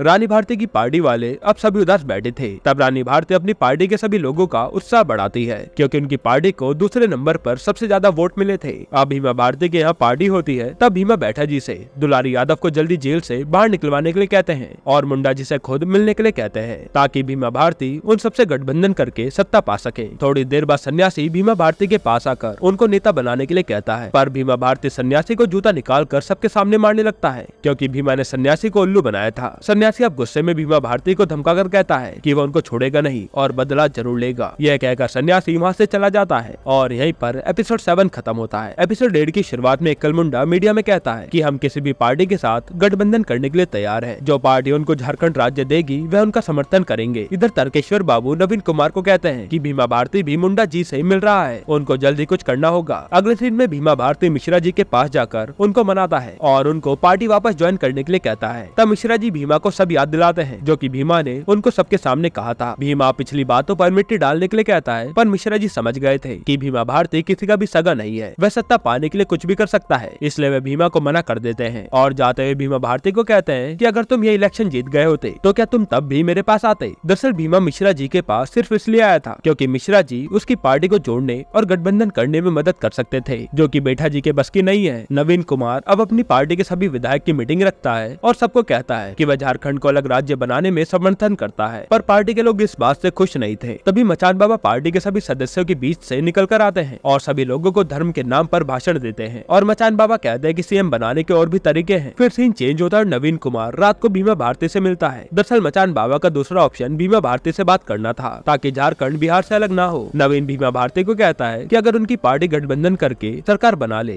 तो वह उसको 6 कैबिनेट मंत्री और डिप्यूटी सीएम की पोस्ट देगा, पर भीमा नहीं मानता। फिर नवीन कहता है कि सीएम पद रोटेशन में रहेगा, पहले 2.5 साल वह सीएम बनेगा और दूसरे 2.5 साल भीमा भारती। तब भीमा भारती कहता है कि अगर वह उसको पहले 2.5 साल सीएम बना देगा तभी वह उसकी पार्टी का समर्थन करेगा। इस कारण से दोनों के बीच डील नहीं हो पाती। मचान बाबा अब नवीन कुमार को कहते हैं कि उनको भीमा की डील मान लेनी चाहिए थी। तब नवीन कुमार कहता है कि अगर भीमा पहले 2.5 साल सीएम बन गया तो वह उनकी पूरी पार्टी तोड़ देगा और उनका एक भी विधायक नहीं बचेगा। इधर कीर्ति सिंह भी भीमा को नवीन कुमार के ऑफर के लिए हाँ करने के लिए कहती है। तब भीमा कहता है कि अगर नवीन कुमार पहले 2.5 साल सत्ता में आ गया तो वह उसको जेल भेजकर पूरे 5 साल सीएम बनेगा। अब होली का त्योहार आता है जहाँ भीमा भारती ने एक बहुत बड़ी पार्टी रखी थी जिसमें सारे विधायक एंजॉय कर रहे थे। फिर थोड़ी देर बाद कावेरी रानी भारती की तरफ से भीमा को बधाई देकर मिठाई देती है। सन्यासी भी भीमा के यहाँ भांग पीस कर सबको पिला रहा था। भीमा भारती अब कीर्ति सिंह को रंग लगाते हैं और भांग पीकर नाचने लगते हैं। तब थोड़ी देर बाद भीमा भारती चक्कर खाकर गिर जाते हैं। इधर रानी भारती भीमा को ख्यालों में देख रही थी कि भीमा उसको रंग लगा रहा है। तभी एकदम से कावेरी आकर रानी को बताती है कि भीमा भारती अब इस दुनिया में नहीं रहे। उसके बाद भीमा भारती का पूरे सम्मान के साथ अंतिम संस्कार किया जाता है और यहीं पर एपिसोड 8 खत्म होता है। एपिसोड 9 की शुरुआत में मार्टिन जी एक का अपना प्ले कर रहा होता है। तब सरकार का एक बड़ा अधिकारी आकर मार्टिन को कहता है कि भीमा भारती मर चुका है और उसको उसके केस की पूरी इन्वेस्टिगेशन करनी है। अगले सीन में पुलिस वाला सन्यासी को बड़ी बुरी तरह से मारता है क्योंकि उनको लग रहा था कि सन्यासी ने ही भीमा भारती को मारा है। मार्टिन जी एक का अब अपनी जांच कमेटी के साथ डॉक्टर डी शर्मा से बात करता है। तब डॉक्टर से मार्टिन को पता चलता है कि भीमा भारती को आर्सेनिक टायरेक्साइड नाम का जहर देकर मारा गया है, जो कि काफी खतरनाक जहर है। मार्टिन अब डॉक्टर से पूछता है कि भीमा को जहर किस चीज में मिलाकर दिया गया होगा। तब डॉक्टर कहते हैं कि अभी कुछ कह नहीं सकते, पर उनको भांग लग रहा है, जो कि लैब टेस्ट के बाद ही सब साफ हो जाएगा। उसके बाद मार्टिन अपने साथी जगन्नाथ और कामता प्रसाद को पुलिस की रिपोर्ट के अनुसार कहता है कि सन्यासी ने भीमा को जहर दिया है। तब जगन्नाथ कहता है कि सन्यासी एक अनपढ़ लड़का है, वह आर्सेनिक टायरेक्साइड जैसा जहर भीमा को क्यों देगा? अगर उसको देना ही हुआ तो चूहे मारने की दवाई या फिर फिनाइल दे सकता है। यह जहर सन्यासी की प्रोफाइल से मैच नहीं करता। तब जगन्नाथ को लगता है कि सन्यासी के पीछे रानी भारती या फिर कावेरी का जरूर हाथ हो सकता है। फिर मार्टिन और उसकी कमेटी के दिमाग में अलग अलग थ्योरी आ रही थी भीमा के मर्डर केस को लेकर, जिसमें उनका सारा शक रानी भारती पर जा रहा था। इधर मिश्रा जी प्रेम कुमार और गौरी शंकर के पास आकर मिलते हैं क्योंकि उनको लग रहा था कि भीमा को मारने में गौरी शंकर का हाथ है। तब गौरी शंकर मिश्रा जी पर उल्टा उंगली उठाकर कहता है कि मुझे तो लग रहा है कि तूने ही भीमा भारती को जहर दिया है क्योंकि तुम्हारी भी भीमा से लड़ाई हुई थी। फिर मार्टिन जी का अब सन्यासी को क्राइम लोकेशन पर लाकर सब पूछता है। तब सन्यासी मार्टिन को सारी बात बताता है कि भीमा भारती कैसे मरा और वह डर के मारे इसलिए भागा था ताकि सब लोग उसे न मारे क्योंकि सबको उसी पर शक था। मार्टिन अब अपनी कमेटी के साथ कीर्ति सिंह से पूछताछ करता है। तब कीर्ति सिंह रानी भारती पर सारा इल्जाम लगा देती है कि रानी भारती ने ही भीमा को मारा है। फिर ऑफिसर को बताती है कि भीमा होली से एक दिन पहले रानी भारती से मिलने गया था। वहाँ से आकर भीमा ने कीर्ति को बताया कि रानी भीमा भारती से उसकी पार्टी का समर्थन मांग रही थी ताकि वह नवीन को हरा कर सत्ता पा सके, पर भीमा ने उसको मना कर दिया। उसके बाद गौरी शंकर जांच कमेटी को बताते हैं कि भीमा भांग पीने के 10 मिनट के बाद ही मर गया था। फिर प्रेम कुमार बताता है कि उसने सन्यासी को रानी भारती की मिठाई की टोकरी से कुछ निकालते हुए देखा था। अब जांच कमेटी दिलशाद मिर्जा से पूछती है कि उन्होंने भीमा भारती को बचाने के लिए कुछ क्यों नहीं किया। तब दिलशाद मिर्जा कहता है कि वैसे भीमा भारती को उठाकर घर के अंदर लाए थे और भीमा के हाथ पैर सहलाने लगे। फिर कीर्ति सिंह ने एम्बुलेंस को फोन करके बुलाया, पर भीमा भारती एम्बुलेंस का आने से पहले ही मर गए। अब दुलारी यादव जांच कमेटी को बताता है कि रानी भारती ने भीमा भारती को मारा है क्योंकि भीमा ने दुलारी यादव को बताया था कि अगर वह रानी भारती को समर्थन देंगे तो वह भीमा को फिर से जेल भेज देगी, इसलिए उन्होंने रानी भारती का प्रस्ताव ठुकरा दिया और शायद इसलिए रानी भारती ने सन्यासी के द्वारा भीमा भारती को जहर देकर मरवा दिया। अब सभी लोगों से पूछताछ करने के बाद जांच कमेटी को ऐसा लग रहा था कि रानी भारती ने ही भीमा भारती को मारा है। अगले सीन में मिश्रा जी कीर्ति सिंह के घर जाते हैं जहाँ उनको एक फोटो दिखती है, जिसके बाद वह कीर्ति सिंह को नदी के किनारे देखते हैं और यहीं पर एपिसोड 9 खत्म होता है। एपिसोड 10 की शुरुआत में मार्टिन को फोरेंसिक वालों से फोन पर पता चलता है कि भांग के गिलास और रानी भारती की दी हुई मिठाई की टोकरी दोनों में ही आर्सेनिक जहर था। मतलब जबकि रानी भारती ने ही भीमा को जहर दिया है। अब हमें वही सीन दिखाते हैं जो कि एपिसोड 1 की शुरुआत में दिखाया गया था, जहाँ रानी भारती जांच कमेटी के पास इंटरोगेशन के लिए आई थी। कामता प्रसाद अब रानी भारती को कहता है कि आपके भीमा भारती के साथ संबंध अच्छे नहीं थे। तीज के बाद आपके रिश्ते और भी ज्यादा बिगड़े। भीमा भारती ने आपको इलेक्शन में हराया, आपके भाई सन्यासी को भीमा ने सबके सामने मारा, और जब भीमा भारती ने आपको पार्टी का समर्थन नहीं दिया तो आपने भीमा भारती को सन्यासी के द्वारा जहर देकर मरवा दिया। तब रानी जांच कमेटी को कहती है कि उसने भीमा भारती को नहीं मारा है क्योंकि भीमा और उसके बीच सब कुछ सही हो गया था। फिर रानी भारती बताती है कि भीमा होली के एक दिन पहले उससे मिलने खुद आए थे। तब भीमा ने रानी को बोला था कि वह उससे काफी खुश है क्योंकि रानी भारती ने दिखा दिया था कि सच्चाई और ईमानदारी से भी लोगों का दिल जीत कर इलेक्शन जीता जा सकता है। इसलिए भीमा ने अपनी पूरी पार्टी का रानी भारती को समर्थन देकर उसको सीएम बनाने को कहा था।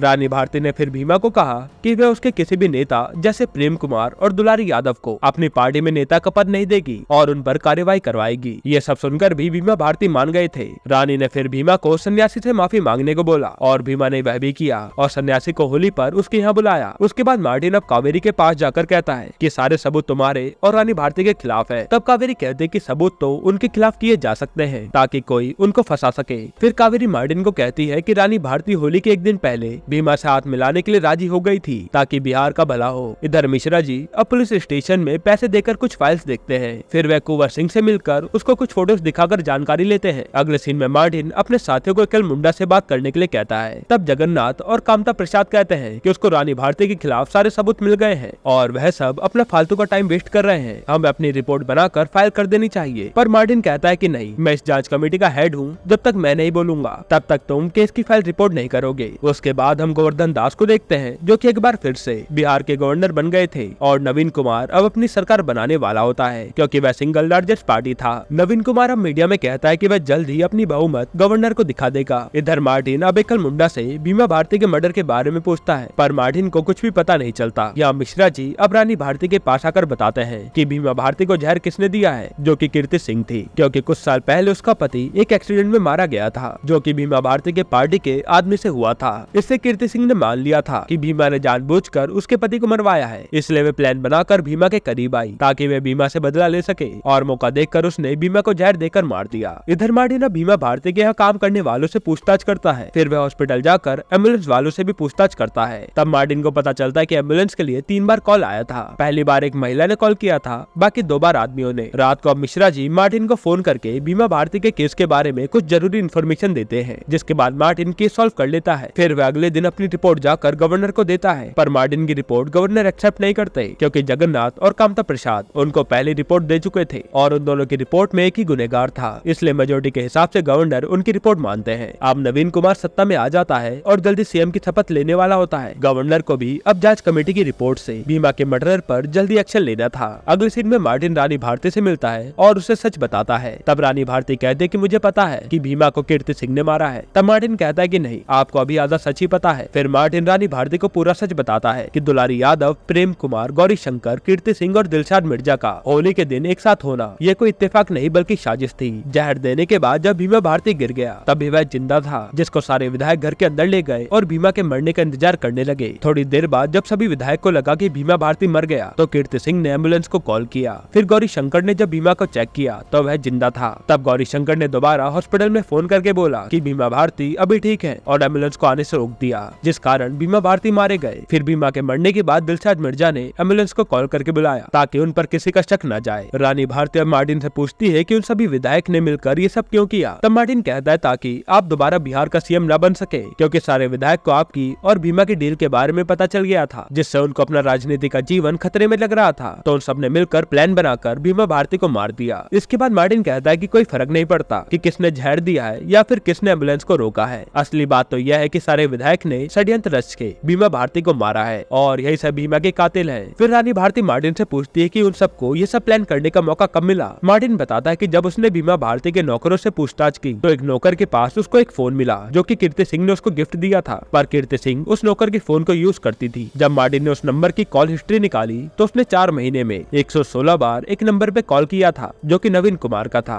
मतलब कि ये सारा प्लान नवीन कुमार ने बनाया था जो कि 4 महीने पहले से ही गेम शुरू कर चुका था और उसने सभी विधायक भीमा भारती को मारने के लिए राजी कर लिए थे। अगले सीन में नवीन कुमार सीएम बनने की शपथ लेता है और बाकी के सभी विधायक कैबिनेट मंत्री के पद की शपथ लेते हैं। इसके बाद नवीन कुमार और सारे विधायक जश्न मना रहे होते हैं तब रानी भारती नवीन और सारे विधायक के सामने आकर कहती है कि उसे सब पता चल गया है और जेल से आने के बाद वह हर किसी से अपने पति बीमा भारती की मौत का बदला लेगी। जिसके बाद पुलिस रानी भारती को पकड़ कर ले जाती है, क्योंकि जांच कमेटी के हिसाब से रानी भारती ने ही बीमा भारती को मारा है, पर सच तो कुछ और ही था। अब पुलिस वाले रानी भारती को पुलिस वैन में बैठाते हैं, जहाँ रानी भारती जनता के सामने हाथ जोड़ती है और यहीं पर सीजन 2 खत्म होता है। अब शुरू करते हैं सीजन 3। तो एपिसोड 1 की शुरुआत में हमें पटना के सेंट्रल जेल का सीन दिखाते हैं, जहां मनोज के पापा डॉक्टर सिन्हा, जिसके बेटे को दुलारी यादव ने मारा था, वह रानी भारती का जेल में फिजिकल एग्जामिनेशन करने आते हैं, क्योंकि कोर्ट ने मनोज के पापा को रानी भारती का डॉक्टर नियुक्त किया था। वहाँ की जेलर डॉक्टर को रानी भारती से मिलने में काफी आनाकानी करती है। तब मिश्रा जी आकर जेलर को हड़काते हैं, पर जेलर कहती है कि वह तो अपनी ड्यूटी ही कर रही है। असल में वो जेलर नवीन कुमार से मिली हुई थी। डॉक्टर अब रानी भारती का चेकअप करते हैं। तब मिश्रा जी रानी को उनकी बेल के पेपर में साइन करने के लिए कहते हैं, पर रानी मना कर देती है। फिर मिश्रा जी की बातों से हमें पता चलता है कि रानी भारती को जेल में 3 साल हो गए हैं और तब से नवीन कुमार बिहार का सीएम बनकर बैठा है, जो कि नहीं चाहता कि रानी भारती जेल से बाहर आए। कावेरी अब मिश्रा जी से बात करती है। तब हमें पता चलता है कि रानी भारती के ऊपर अभी तक कोई चार्जशीट फाइल नहीं हुई है और रानी के खिलाफ कोई एविडेंस भी नहीं है। इसलिए नवीन कुमार अपनी पावर का इस्तेमाल करके केस को लंबा खींच रहा है, ताकि रानी भारती जेल से बाहर न आए। रानी अब मिश्रा जी को कहती है कि उसकी 10वीं की परीक्षा आने वाली है और वह बेल के चक्कर में अपनी पढ़ाई खराब नहीं कर सकती, और वह अपने लॉयर सिंह साहब को मालती नाम की औरत की जमानत करवाने को कहती है, जिसको पुलिस ने गलत इल्जाम में जेल में डाल दिया था। अगले सीन में कीर्ति सिंह को बीमा भारती दिखता है, जो कि कीर्ति सिंह से उसको मारने की वजह पूछकर उसको रंग लगाता है। तब एकदम से कीर्ति सिंह की आँख खुलती है, मतलब कि कीर्ति सिंह सपना देख रही थी। अगले दिन नवीन कुमार बीमा भारती के घर के बाहर उसके स्टैचू का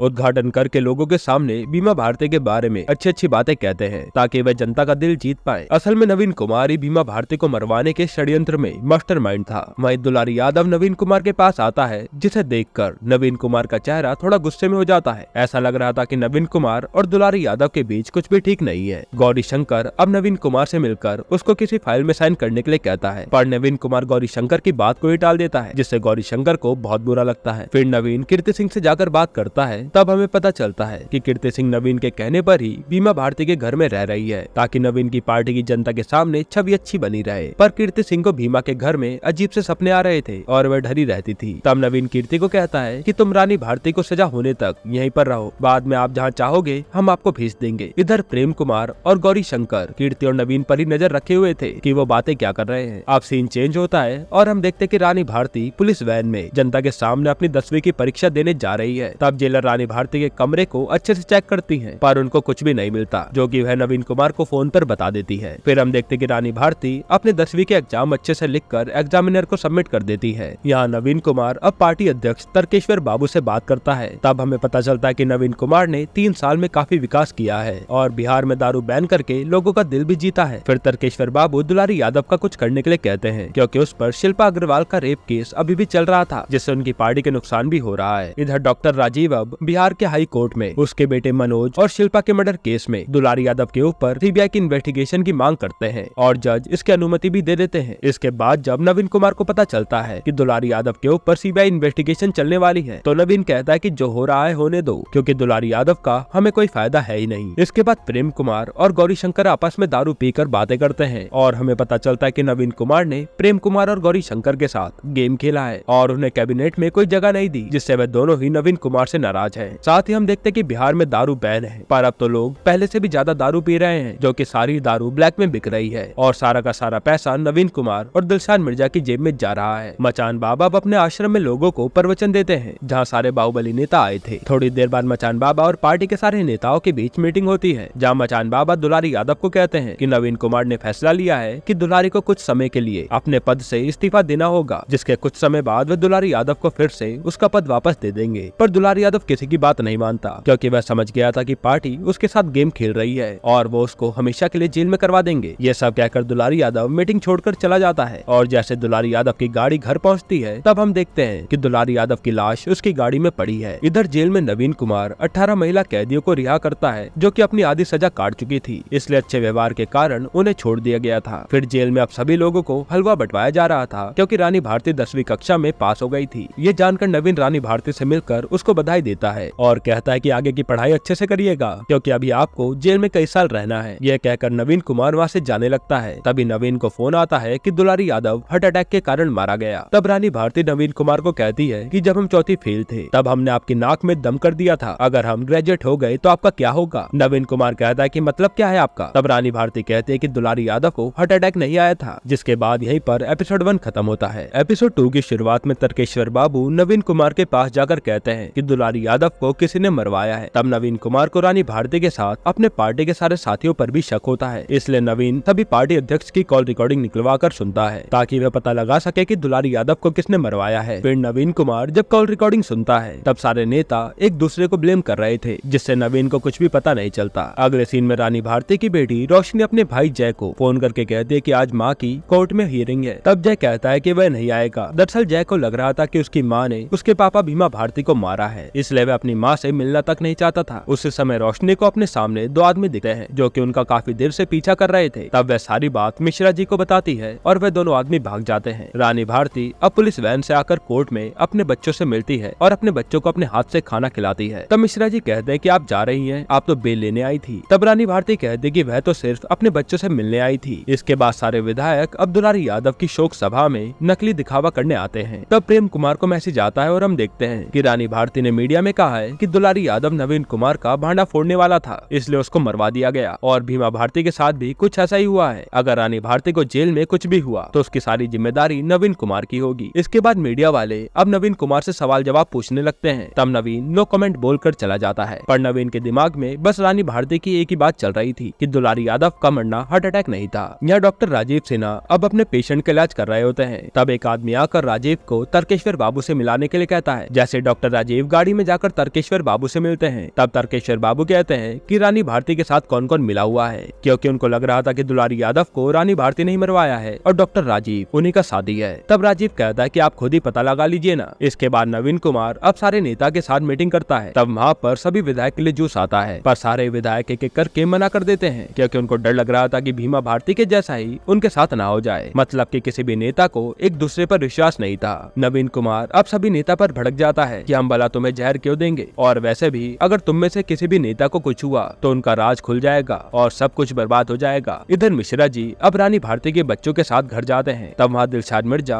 अपने आदमी के साथ बैठा था। मिश्रा जी अब रानी भारती के बच्चों को कमरे में भेज देते हैं। तब दिलशाद मिर्जा मिश्रा जी को धमकाता है कि रानी भारती को समझाओ कि ज्यादा ना फुदके, नहीं तो बिहार की जेल में आए दिन लोग मरते रहते हैं। फिर जेल में रानी भारती कावेरी से बात करती है कि उनका बेटा जय कोर्ट में उनसे मिलने नहीं आया, मतलब कि उसके मन में शंका है। उनको जल्दी जय के मन की शंका को दूर करना होगा, तभी वह ये जंग जीत पाएंगे। फिर गौरी शंकर अब बैठा जी से मिलने जाते हैं, पर बैठा जी गौरी शंकर को उनके ऑफिस के बाहर 2 घंटे बैठाए रखते हैं। तब उनका आदमी आकर कहता है कि बैठा जी अभी बहुत व्यस्त हैं, वे आपसे कल मिलेंगे। तब गौरी शंकर खिड़की से देखता है तो बैठा जी अपने नाखून काट रहे होते हैं, जिससे गौरी शंकर को काफी गुस्सा आता है। तब गौरी शंकर सीधा कुंवर सिंह के पास जाकर मिलता है, जो कि वीर सेना का लीडर बन चुका था। गौरी शंकर कुंवर सिंह को कहता है कि वह उसको दिलशाद मिर्जा की जगह शराब का किंग बना सकता है, बस उसको उसका साथ देना होगा। असल में गौरी शंकर नवीन की पार्टी से उसकी बेइज्जती का बदला लेना चाहता था, क्योंकि कोई भी उसको भाव नहीं दे रहा था। इधर मिश्रा जी अब रानी भारती के बच्चों को स्कूल से घर ले जाने लगते हैं। तब 2 आदमी आकर मिश्रा जी की गाड़ी में गोली चलाकर भाग जाते हैं। तब मिश्रा जी और रानी भारती के बच्चे बाल बाल बचते हैं। जैसे रानी भारती को बात पता चलती है, वह मिश्रा जी को फोन करके कहती है कि वह बेल के पेपर तैयार करवाए, क्योंकि वह जेल से जल्दी बाहर आना चाहती है। जिसके बाद एपिसोड 2 यहीं पर खत्म होता है। एपिसोड 3 की शुरुआत में रानी भारती मिश्रा जी से मिलकर पूछती है कि उनके बच्चों पर गोली किसने चलवाई। तब मिश्रा जी कहते हैं कि कोई भी हो सकता है, क्योंकि आधा बिहार रानी भारती का दुश्मन बन चुका है। पर मिश्रा जी को शक नवीन कुमार पे था। तब रानी कहते कि नवीन कुमार उसके बच्चों पर हमला नहीं करवा सकता, क्योंकि इससे उसकी इमेज खराब हो सकती है। यह कहकर रानी भारती गोली चलाने वाले का पता लगाने के लिए कहती है। फिर मिश्रा जी रानी भारती से एक बात पूछते हैं कि दुलारी यादव को मरवाने में आपका हाथ तो नहीं है। तब रानी भारती कहती है कि दुलारी यादव हार्ट अटैक से मरा है। फिर वह मिश्रा जी से भीमा भारती की फोटो निकालने के लिए कहती है, क्योंकि रानी भारती को बेल मिल गई थी। जैसे ही मिश्रा जी भीमा भारती की फोटो उठाते हैं, वह देखते कि भीमा भारती के फोटो के पीछे उसको मारने वाले लोगों की फोटो थी, जिसमें दुलारी यादव की फोटो पर क्रॉस लगा था, मतलब कि रानी भारती ने ही दुलारी यादव को मरवाया है। उसके बाद रानी भारती अपने घर चली जाती है। अगले सीन में नवीन कुमार बिहार के गवर्नर गोवर्धन दास से जाकर मिलता है और पूछता है कि दुलारी यादव का मरना, रानी भारती के बच्चों पर गोली चलना और रानी भारती का बेल मिलना, इन सब में आपका हाथ तो नहीं है। तब गोवर्धन दास कहते हैं कि मैं ऐसा क्यों करूंगा भला। साथ ही वो कहते हैं कि तुमसे पार्टी के कुछ लोग नाखुश हैं, सबको साथ में लेकर चलो, नहीं तो मुश्किल में आ जाओगे। तब नवीन कुमार गोवर्धन दास से उनकी नाराजगी का कारण पूछकर गोवर्धन दास को शराब की कमाई का 10% हिस्सा देने के लिए कहता है, जबकि भीमा भारती 30 25% हिस्सा दिया करता था, जो कि गोवर्धन दास को अच्छा नहीं लगता।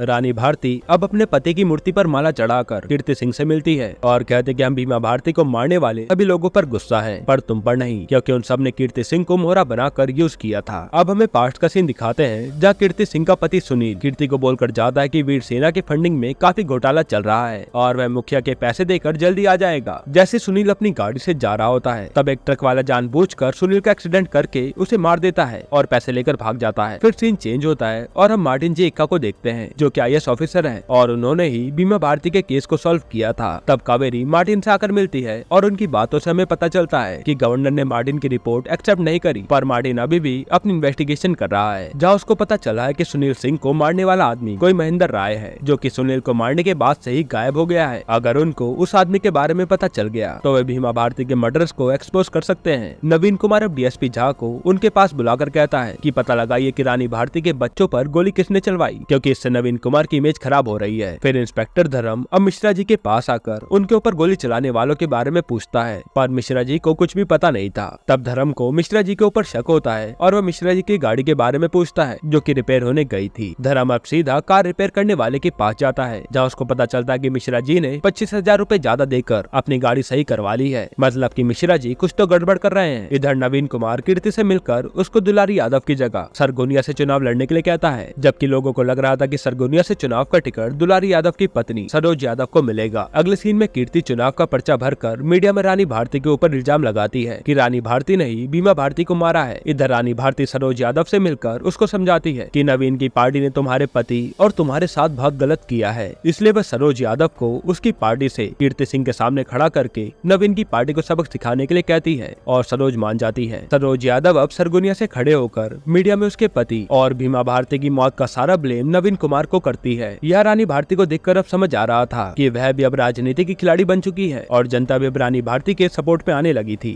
अब थाने में धर्म मिश्रा जी की कॉलिंग स्टेटमेंट से पता लगाता है कि मिश्रा जी ने उन पर हमला होने से पहले एक अननोन नंबर से बात करी थी, जो नंबर काफी टाइम से स्विच ऑफ है। फिर हम देखते कि रानी भारती के बच्चों पर गोली चलाने वाला एक आदमी फोन पर अपनी बीवी से बात कर रहा है। तब दूसरा आदमी उससे फोन छीन कर स्विच ऑफ कर देता है, क्योंकि उनको फोन ऑन करने से मना किया गया था। तब एकदम से पुलिस वाले आकर उन दोनों को पकड़ लेते हैं। अगले दिन नवीन कुमार कीर्ति सिंह के साथ जबरदस्त रैली निकालता है। तब रानी भारती सरोज यादव और पार्टी के लोगों के साथ काला झंडा दिखाकर कीर्ति सिंह की रैली को वापस भेज देते हैं। तब उसको पुलिस वाले का फोन आता है और वह बता देता है कि रानी भारती के बच्चों पर गोली किसने चलवाई है। फिर तर्केश्वर बाबू अब उन दोनों आदमियों के पास जाकर उनसे बात करते हैं और अगले सीन में हम देखते कि रानी भारती उसके बेटे जय का बर्थडे सेलिब्रेट कर रही है। तब वहाँ फोन आता है और कावेरी टीवी चलाती है, जहाँ न्यूज में दिखा रहे थे कि रानी भारती ने ही अपने बच्चों पर गोली चलवाई है, जो कि हमलावरों ने कबूल किया है। और नवीन कुमार अब रानी भारती को टारगेट करके जनता के सामने अपनी अच्छी छवि बना रहा था। जय ये सब देखकर रानी भारती से गुस्सा होकर चला जाता है। फिर रानी भारती का छोटा बेटा उससे पूछता है कि माँ आपने हम पर गोली चलवाई थी। तब मिश्रा जी कहते कि नहीं, वो गोली मैंने चलवाई थी। मिश्रा जी अब रानी भारती से अकेले में बात करते हैं। तब रानी भारती पूछती है कि आपने ऐसा क्यों किया, जिसके जवाब में मिश्रा जी कहते हैं कि वह रानी भारती को जेल से बाहर निकलवाना चाहते थे और रानी जानबूझकर जेल में बैठी थी, इसलिए मिश्रा जी को ऐसा करना पड़ा। फिर मिश्रा जी कहते हैं कि हमें नहीं पता कि आप 3 साल से जेल में क्या कर रही थी। तब रानी भारती कह दी कि हम जो भी कर रहे थे वे अपने बच्चों के लिए कर रहे थे और हम नहीं चाहते कि आपको ये सब पता चले। जिसके बाद मिश्रा जी कहते हैं कि जो हुआ सो हुआ, अब आगे की सोचते हैं। यहीं पर एपिसोड 3 खत्म होता है। एपिसोड 4 की शुरुआत में कुंवर सिंह अपने आदमियों के साथ गौरी शंकर से मिलने एक फैक्ट्री में आता है। तब गौरी शंकर बताता है कि ये फैक्ट्री उसके साथी राम कृपाल की है, जो कि हैंड वॉश बनाता है। फिर गौरी शंकर कुंवर को उसका प्लान बताता है कि वह हैंड वॉश वाले एथेनॉल की मदद से अंग्रेजी दारू बनाकर लोगों को बेचकर पैसा कमाएंगे। तब कुंवर सिंह बोलता है कि दारू को बेचने के लिए ब्रांडेड बोतल लगती है और वह कहां से लाएंगे, जिस पर गौरी शंकर कुंवर सिंह को उसकी फैक्ट्री के अंदर ले जाते हैं, जब ब्रांडेड बोतल में दारू पैक हो रही थी। गौरी शंकर कहता है कि माल हमारा और वीर सेना का नेटवर्क तुम्हारा, जिससे वह पूरे बिहार में उनकी दारू सप्लाई करेंगे और दिलशाद मिर्जा के आधे दाम में दारू बेचने से सारे लोग उनकी ही दारू खरीदेंगे। कुंवर सिंह अब गौरी शंकर को बोलता है कि आपको दिलशाद मिर्जा का धंधा चौपट करके क्या मिलेगा। तब गौरी शंकर कहता है कि मन की शांति और बिजनेस में 50% हिस्सा, जिसके बाद उन दोनों में डील हो जाती है। अगले सीन में रानी भारती अब अपने बेटे जय से मिलकर कहती है कि हमने तुम्हारे पापा भीमा भारती को नहीं मारा है और बहुत जल्द तुम्हें सच्चाई पता चल जाएगी। यह कहकर रानी भारती वहाँ से चली जाती है। मार्टिन अब अपने ऑफिसर को कचरे के ढेर की एक रिपोर्ट देकर सब साफ करवाने के लिए कहता है। उसके बाद मार्टिन महेंद्र राय की बीवी के पास जाकर महेंद्र के बारे में पूछता है। तब उसकी बीवी कहती है कि महेंद्र 4 साल से बाहर जा रखा है और उसका फोन तक नहीं आता, जिसके बाद मार्टिन वहाँ से चला जाता है, पर उसको महेंद्र की बीवी पर शक था। इधर गौरी शंकर अपनी काम वाली बाई सुंदरी से बात कर रहा होता है। तब प्रेम कुमार गौरी शंकर से मिलने आता है। फिर गौरी शंकर प्रेम को उसकी दारू पिलाता है जो कि उनकी फैक्ट्री से आई थी और वह दारू प्रेम को काफी अच्छी भी लगती है। अगले सीन में हम देखते हैं कि दिलशाद मिर्जा के आदमी शहर में लोगों को शराब सप्लाई करने जाते हैं, पर कोई भी उनकी दारू नहीं खरीदता क्योंकि कोई और सप्लायर कम दाम में लोगों को दारू सप्लाई कर रहा था। अब दिलशाद मिर्जा के सारे आदमी इलियास के पास जाकर सारी बात बताते हैं और दारू वापस कर देते हैं। तब इलियास को काफी सारे लोगों का फोन आता है कि कहीं भी दारू नहीं बिक रही है। इसके बाद दिलशाद मिर्जा सीधा थाने जाकर पुलिस वालों को धमकाता है कि वह उनके फिक्स किए रेट से कम पैसों में दारू क्यों बेच रहे हैं। तब पुलिस वाले कहते हैं कि उन्होंने दारू नहीं बेची। फिर कांस्टेबल दिलशाद मिर्जा को कहता है कि उन्होंने कुछ लोगों को पकड़ा है जो कि दारू सप्लाई कर रहे थे, मगर मिर्जा कहता है कि ये लोग 5 करोड़ की दारू एक दिन में कैसे बेच सकते हैं। तब मिर्जा पुलिस वालों को धमकाकर कहता है कि मुझे 1 हफ्ते के अंदर शराब के तस्करों का पता चाहिए, नहीं तो वह पुलिस वालों को चौराहे पर नंगा करके घुमाएगा। अब हम देखते कि महेंद्र राय के घर में एक पोस्टमैन गया है जिसको मार्टिन चुपके से देख रहा था। जैसे पोस्टमैन वहाँ से जाने लगता है तब मार्टिन पोस्टमैन को पैसे देकर पता लगा लेता है कि महेंद्र की बीवी को मनी ऑर्डर उसका पति भेज रहा है जो कि बलिया उत्तर प्रदेश में है। यहाँ मचान बाबा अब कुंवर सिंह से मिलकर उसको शराब के धंधे को बंद करने के लिए कहते हैं क्योंकि वो दिलशाद मिर्जा का था, पर कुंवर सिंह गुस्से में कहता है कि वह शराब का धंधा चालू रखेगा और जो भी कोई उसके बीच में आएगा वह उसको खत्म कर देगा। फिर तर्केश्वर बाबू नवीन कुमार को कहते हैं कि कुंवर सिंह नहीं मान रहा। तब नवीन कुमार डीजीपी झा को बोलकर कानूनी कार्रवाई से कुंवर सिंह का दारू का धंधा बिहार दिवस के आने से पहले बंद करवाने के लिए कहता है। इधर प्रेम कुमार गौरी शंकर से मिलकर पूछता है कि कहीं आप तो कुंवर सिंह से नहीं मिले हुए, पर गौरी शंकर मना कर देता है। अब नवीन अपने बेटे श्रवण कुमार के कॉन्सर्ट को देखने जाता है। तब हम देखते हैं कि गांव में कुछ लोग शराब पीने से मर रहे हैं। जैसे ये बात नवीन कुमार को पता चलती है वह अपने बेटे के कॉन्सर्ट से उठकर चला जाता है जो कि नवीन की बीवी और बेटे को पसंद नहीं आता। अगले सीन में टीवी पर न्यूज चल रही होती है कि बिहार के मखदुमाबाद गाँव में जहरीली शराब पीने से 54 लोग मारे गए और 83 लोगों की हालत गंभीर है, जिसका सारा इल्जाम जनता सरकार पर लगा रही है। रानी भारती अब जहरीली शराब पीकर मरे हुए लोगों के परिवार वालों से मिलने जाती है, पर पुलिस वाले रानी भारती का रास्ता रोक लेते हैं जो कि नवीन कुमार ने करवाया था। तब रानी बोट की मदद से लोगों से मिलने जाती है और मरे हुए लोगों के परिवार से मिलकर उनका दर्द बांटती है। जिसके बाद रानी मीडिया में लोगों की जहरीली शराब पीकर मरने का सारा इल्जाम दिलशाद मिर्जा के ऊपर लगाती है क्योंकि वही शराब माफिया चलाता था। फिर रानी मीडिया में दिलशाद मिर्जा की गिरफ्तारी और नवीन कुमार के सीएम पद से इस्तीफे की मांग करती है। यहीं पर एपिसोड 4 खत्म होता है। एपिसोड 5 की शुरुआत में डीजीपी झा पूरी पुलिस फोर्स के साथ कुंवर सिंह की दारू की फैक्ट्री में रेड मारता है। तब कुंवर सिंह चुपके से गौरी शंकर को फोन लगाकर पूछता है कि ये सब क्या हो रहा है। तब गौरी शंकर कहता है कि नवीन कुमार दिलशाद मिर्जा को बचाने के लिए तुमको पकड़कर जहरीली शराब कांड का मुजरिम तुम्हें बनाना चाहता है। अच्छा यही रहेगा कि तुम यहाँ से बचकर भाग जाओ, नहीं तो तुम्हारे साथ कुछ भी हो सकता है। ये सब सुनकर कुंवर सिंह चुपके से वहाँ से भाग जाता है। अगले सीन में नवीन कुमार डीजीपी झा को कहता है कि पता लगाओ कुंवर सिंह के पीछे कौन है जो कि 3 साल से देशी शराब बेच रहा था, पर वो अचानक से अंग्रेजी शराब क्यों बेचने लगा। अब हम देखते कि गौरी शंकर मचान बाबा से मिलने गया है जहाँ पार्टी के और भी नेता बैठे थे। तर्केश्वर बाबू अब गौरी शंकर से बोलते हैं कि हमें शक है कि आप कुंवर सिंह से मिले हुए हैं। तब गौरी शंकर कहता है कि आप गलत सोच रहे हैं, हम बस एक बार कुंवर सिंह को मना करने गए थे कि शराब का धंधा मत करो, पर वह नहीं माना। यह कहकर गौरी शंकर वहाँ से जाने लगते हैं। तब दिलशाद मिर्जा गौरी शंकर को धमकी देकर कहता है कि हमको लगता है कि आप रानी भारती से मिले हुए हैं। जिस दिन हमें घर के भेदी के बारे में पता चलेगा उस दिन हम उसको जान से मार देंगे। फिर मार्टिन अब अपने जूनियर IAS ऑफिसर से मिलकर उसकी महेंद्र राय को ढूंढने में मदद मांगता है और वह ऑफिसर हाँ कर देता है। अब हम देखते हैं कि महेंद्र राय उत्तर प्रदेश की एक फैक्ट्री में काम कर रहा है। थोड़ी देर बाद महेंद्र अपने मालिक को फोन करके कहता है कि पुलिस उसको ढूंढ रही है। तब महेंद्र राय का मालिक उसको बिहार आकर सरेंडर करने के लिए कहता है, बाकी आगे का वह संभाल लेगा। पुलिस वाले अब रेलवे स्टेशन पर चेकिंग कर रहे होते हैं। तब महेंद्र दारू के साथ जानबूझकर खुद को पकड़वा लेता है। जैसे ही महेंद्र जेल में जाता है तब हम वहाँ सन्यासी को देखते हैं जो कि रानी भारती का छोटा भाई है। महेंद्र की सन्यासी से बहस हो जाती है। तब सन्यासी महेंद्र को धमकाकर कहता है कि कायदे में रहो वरना जल्दी ऊपर चले जाओगे। अब दिलशाद मिर्जा मस्जिद जाता है तब उसको एक काउजर नाम की औरत मिलती है जो कि दिलशाद से मदद मांग कर कहती है कि उसका बेटा आजकल अंग्रेजी दारू पीकर पड़ा रहता है। जब उसने अपने बेटे से पैसे के बारे में पूछा तो उसने बताया कि वह दारू बेचकर पैसे कमाता है और उसी से दारू पीता है। तब मिर्जा उस औरत से पूछता है कि वह दारू कहाँ से लाता है, जिस पर वो औरत बताती है कि आजकल उसका बेटा किले के पास जाता है, वहीं से उसको सप्लाई के लिए शराब मिलती है। ये सब सुनकर मिर्जा समझ जाता है कि अब उसे क्या करना है। इसके बाद रात को अब किले के पास दारू का ट्रक आता है। तब मिर्जा का राइट हैंड इलियास अपने आदमी के साथ ट्रक वालों को पकड़कर पूछता है कि ये माल किसका है। तब वह आदमी कहता है कि कुंवर सिंह का। जिसके बाद एकदम से कुछ आदमी आकर इलियास के आदमी को घेर लेते हैं और कहते कि हमें सिर्फ इलियास चाहिए। फिर हम देखते हैं कि कोई आदमी मिश्रा जी को फोन करके कहता है कि इलियास को पकड़ लिया है, मतलब कि इन सब के पीछे मिश्रा जी का हाथ है। अगले दिन कावेरी रानी भारती से पूछती है कि हम जो कर रहे हैं क्या वो सही है। तब रानी भारती कहती है कि हम चाहे गलत करें या फिर सही, पर जब तक हम भीमा भारती के कातिलों को सजा नहीं दिलवा देते हम शांति शांत नहीं बैठेंगे। कावेरी अब इलियास को धमकाकर कहती है कि तुमको मीडिया के सामने सब सच बोलना होगा कि दिलशाद मिर्जा और नवीन कुमार मिलकर शराब का धंधा कैसे चला रहे हैं, नहीं तो वे दिलशाद को बता देगी कि इलियास 80 ट्रक में से 10 ट्रक का घपला कर रहा है। पर इलियास नहीं मानता और कहता कि मिर्जा तुम्हारी बात नहीं मानेगा। तब कावेरी फातिमा को बुलाती है जो कि इलियास की बीवी है। फातिमा डर के मारे कहती है कि इन लोगों के पास तुम्हारी डायरी है जिसमें सब कुछ लिखा है, अगर मिर्जा को उसके झोल के बारे में पता चल गया तो वह उसको मार डालेगा, तो तुम इन लोगों को सच बता दो क्योंकि इन्होंने कहा है कि ये लोग हमें पूरी तरह से सुरक्षित रखेंगे। इलियास अब एक वीडियो बनाकर दिलशाद मिर्जा का पूरा दारू का धंधा एक्सपोज कर देता है जो कि पुलिस के अंडर में हो रहा था।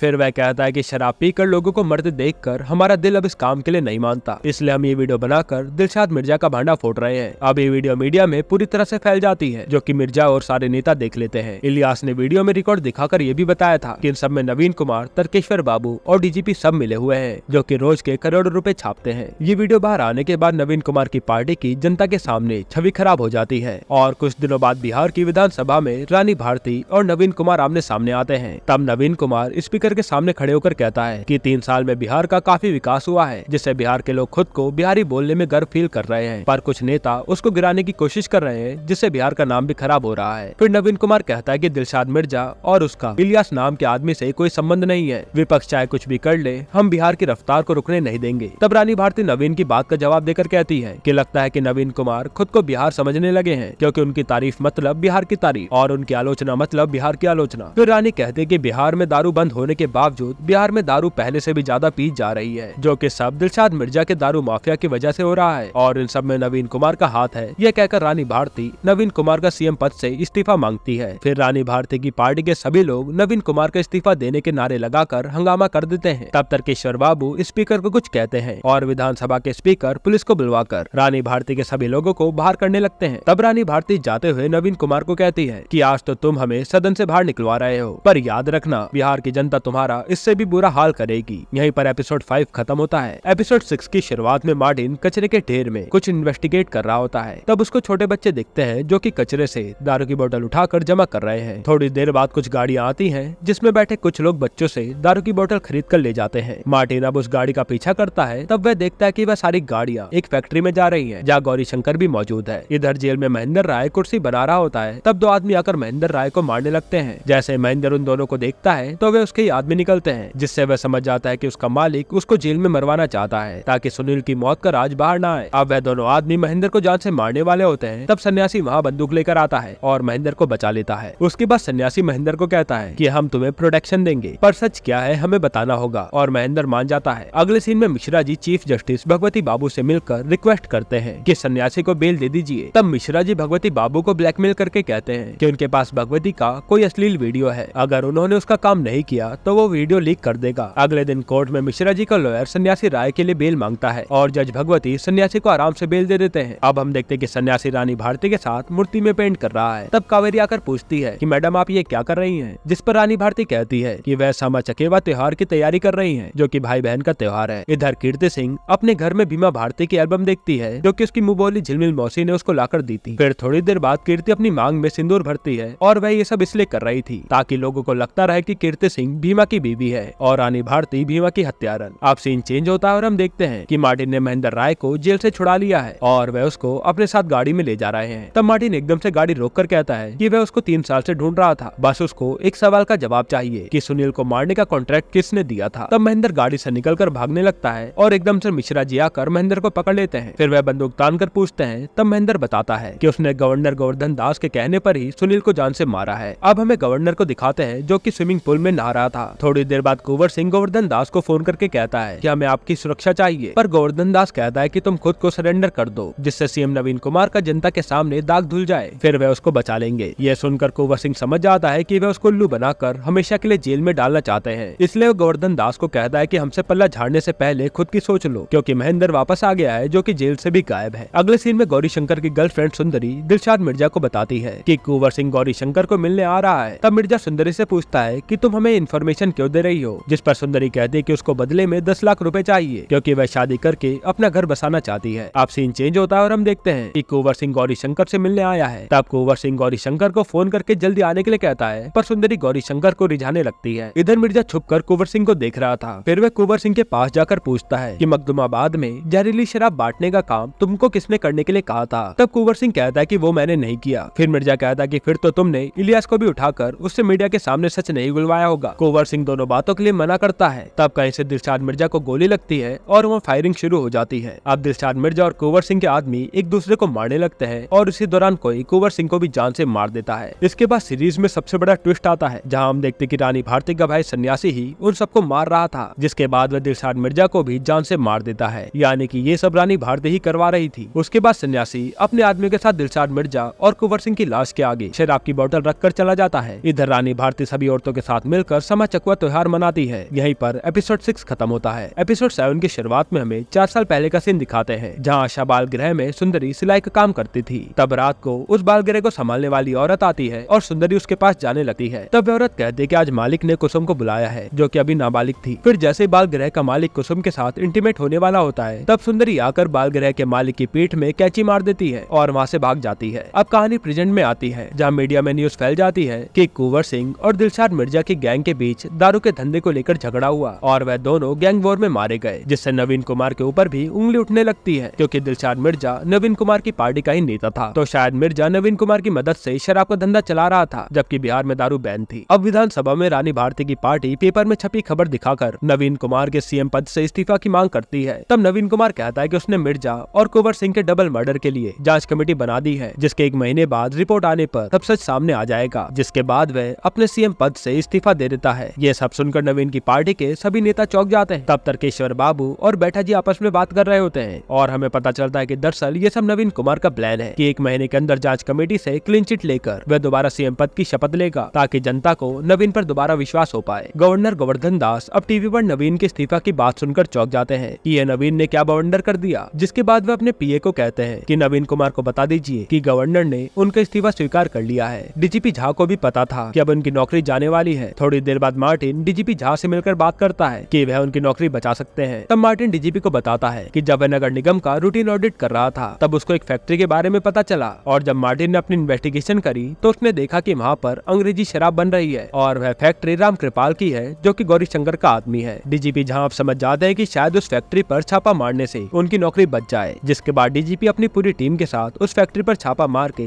राम कृपाल को अरेस्ट कर लेते हैं। तब राम कृपाल से डीजीपी को पता चलता है कि इसी फैक्ट्री की शराब लोगों में बांटी गई, जिससे मखदूमाबाद में जहरीली शराब पीकर लोग मारे गए और इन सब में गौरी शंकर का हाथ है। रानी भारती अब ये न्यूज जानकर थोड़ा खुश होती है। फिर इंस्पेक्टर धर्म अब मिर्जा के आदमी से पूछताछ करता है। तब उसको पता चलता है कि कुंवर सिंह की गौरी शंकर से मिलने की खबर सुंदरी ने दी थी, जो कि गौरी शंकर के पास ही रहती थी। नवीन कुमार अब अपने घर में काफी गुस्सा होता है और तर्केश्वर बाबू को कहता है कि उसको किसी भी हाल में सुंदरी और गौरी शंकर चाहिए। इधर प्रेम कुमार गौरी शंकर को उसके झारखंड की एक जगह पर छुपा देता है, ताकि पुलिस वाले गौरी शंकर को पकड़ न पाए। अगले दिन नवीन कुमार कीर्ति सिंह से मिलकर कहता है कि उनकी पार्टी उसको सीएम बना रही है और होली के दिन वह सीएम पद की शपथ लेगी। तब कीर्ति सिंह कहती है कि वह उसको शिकायत का मौका नहीं देगी। इधर इंस्पेक्टर धर्म अब सुंदरी के बारे में सब पता लगा लेता है कि सुंदरी ने आशा शेल्टर होम के मालिक पर जानलेवा हमला किया था, जिसके बाद उसको 7 साल की सजा हुई। पर हाईकोर्ट के वकील ने उसको जेल से जल्दी छुड़ा लिया, जो बात उसको हजम नहीं होती, क्योंकि सुंदरी इतने बड़े वकील को कैसे हायर कर सकती है। तब डीजीपी झा धर्म से वकील का नाम पूछता है तो वह बताता है मनोहर लाल सिंह, जो कि रानी भारती का वकील है और सन्यासी की भी उसने बेल करवाई थी। ये सब जानकर डीजीपी और धर्म को काफी बड़ी गड़बड़ लगती है, जिसके बाद धर्म मचान बाबा के यहाँ की सीसीटीवी फुटेज देखता है। तब उसको पता चलता है कि एक अनजान औरत ने दुलारी यादव को ठंडा पिलाया, जिसके बाद ही दुलारी यादव मारा गया। धर्म अब डॉक्टर राजीव सिन्हा को पकड़कर थाने ले जाता है। फिर वह दुलारी यादव, दिलशाद मिर्जा और कुंवर सिंह को मरवाने वाले का नाम पूछकर कहता है कि अगर आप नहीं बताओगे तो पुलिस का डंडा ही सच निकलवाएगा, जिसके बाद डॉक्टर राजीव सिन्हा सब सच बता देते हैं। रात को अब डीजीपी झा और धर्म नवीन कुमार को बताते हैं कि सुंदरी को दिलशाद मिर्जा के पास गौरी शंकर ने नहीं बल्कि रानी भारती ने भेजा था और रानी भारती ने ही डबल मर्डर करवाया है। जिसके बाद धर्म एविडेंस की फाइल दिखाकर बताता है कि रानी भारती ने 3 साल जेल में रहकर वहाँ रह रहे जेल की औरतों के साथ दोस्ती करके उनको अपनी तरफ किया और प्लान करके उन सबसे ये सब काम करवाया, जिससे दुलारी यादव, दिलशाद मिर्जा और कुंवर सिंह मारे गए। ऐसी 23 औरतें हैं जो कि रानी भारती के साथ जेल में थी, जिन्हें रानी भारती के वकील ने जेल से छुड़वाया है और उनको सिर्फ अभी तक 5 औरतों के बारे में ही पता चला है। पता नहीं बाकी की रानी भारती की फौज कहाँ और क्या कर रही होगी। नवीन कुमार को अब ये भी पता चलता है कि कीर्ति सिंह के यहाँ जो झिलमिल मौसी है वह भी रानी भारती के साथ जेल में थी और डबल मर्डर केस के बाद वह भी गायब है। नवीन कुमार अब समझ जाता है कि शायद कीर्ति सिंह भी अब रानी भारती से मिल गई है। अगले सीन में रानी भारती अपने सारे साथियों के साथ होली खेलती हैं। तब वहाँ पर कीर्ति सिंह भी आकर रानी भारती को रंग लगाकर गले मिलती है। फिर हमें पास्ट का सीन दिखाते हैं जहाँ रानी भारती ने कीर्ति सिंह को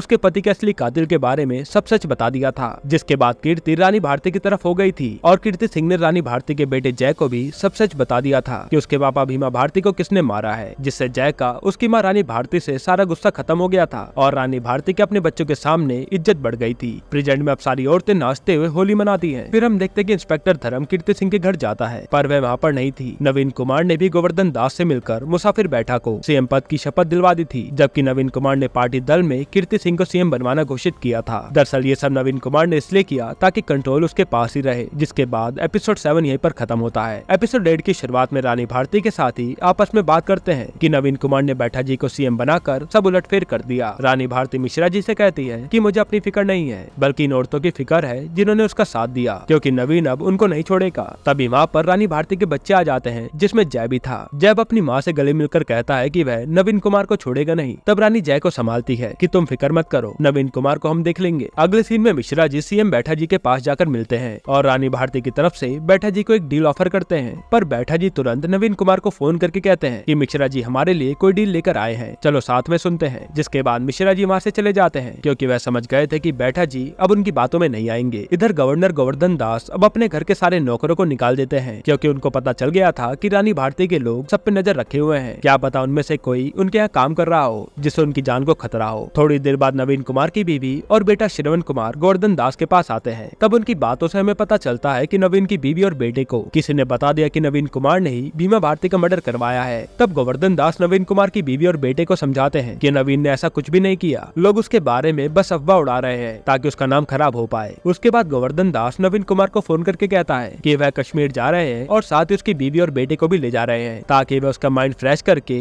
उसको और उसकी फैमिली के बीच सब सही कर सके। अब हम देखते हैं कि बैठा जी किसी भी ऑफिसर को कोई भी काम या प्रोजेक्ट लॉन्च करने के लिए फोन करते हैं। तब वह ऑफिसर कहता है कि नवीन कुमार ने मना किया है, जो कि बैठा जी को अच्छा नहीं लगता, क्योंकि सीएम होकर भी वह कुछ नहीं कर पा रहे थे और सारा कंट्रोल नवीन कुमार के पास था। प्रेम कुमार अब बैठा जी के पास आकर मिलता है और कहता है कि आप सीएम पद पर होकर भी कुछ नहीं कर पा रहे हैं, जरा अपनी पावर को समझिए। रानी भारती अनपढ़ होकर भी जब सीएम बनी थी तो उसने सारा कंट्रोल ले लिया था, और आपको तो यहाँ 30 साल का अनुभव है। आप जब तक सीएम पद से खुद नहीं हटोगे, आपको कोई हटा नहीं सकता। अगले सीन में हम देखते हैं कि पुलिस गौरी शंकर के पास जाकर उसको पकड़ लेती है, जबकि किसी को भी माँ का एड्रेस नहीं पता था। फिर जैसे ही पुलिस गौरी शंकर को बाहर लाती है, तब गौरी शंकर देखता कि पुलिस को उसकी जगह के बारे में प्रेम कुमार ने बताया है। तब गौरी शंकर प्रेम कुमार को कहता है कि तुमने हमको धोखा देकर सही नहीं किया, तुम भी ज्यादा देर तक बाहर नहीं रह पाओगे और जल्दी मैं तुमसे हिसाब बराबर करूंगा। उसके बाद हम देखते हैं कि सुंदरी ने खुद को पुलिस के हवाले कर दिया है, जिसके बाद एक एक करके रानी भारती की सारी साथियां अपने आप को सरेंडर कर देती हैं। पुलिस वाले जब उन सब औरतों से सच पूछते हैं, तब वह बताते हैं कि जब एक औरत जेल जाती है तो उसके लिए सारे रास्ते बंद हो जाते हैं और कोई भी उनके परिवार से रिश्ता नहीं रखता। ऐसे बुरे समय में रानी भारती ने ही उनको और उनके परिवार वालों को संभाला है। किसी के बच्चों को अच्छी शिक्षा दिलाई तो किसी के बच्चों की नौकरी लगवाई, यहाँ तक कि बहुत सारी औरतों की बेटियों की शादी भी उन्होंने ही करवाई है। इसलिए वह रानी भारती के लिए जान भी दे सकती हैं और रानी भारती भी उन सब औरतों की तरह ही निर्दोष हैं। यह सब बताकर वह औरतें कहती हैं कि इतना कानून तो हमें भी पता है कि पुलिस स्टेशन में दिया हुआ बयान कोर्ट में मान्य नहीं होता।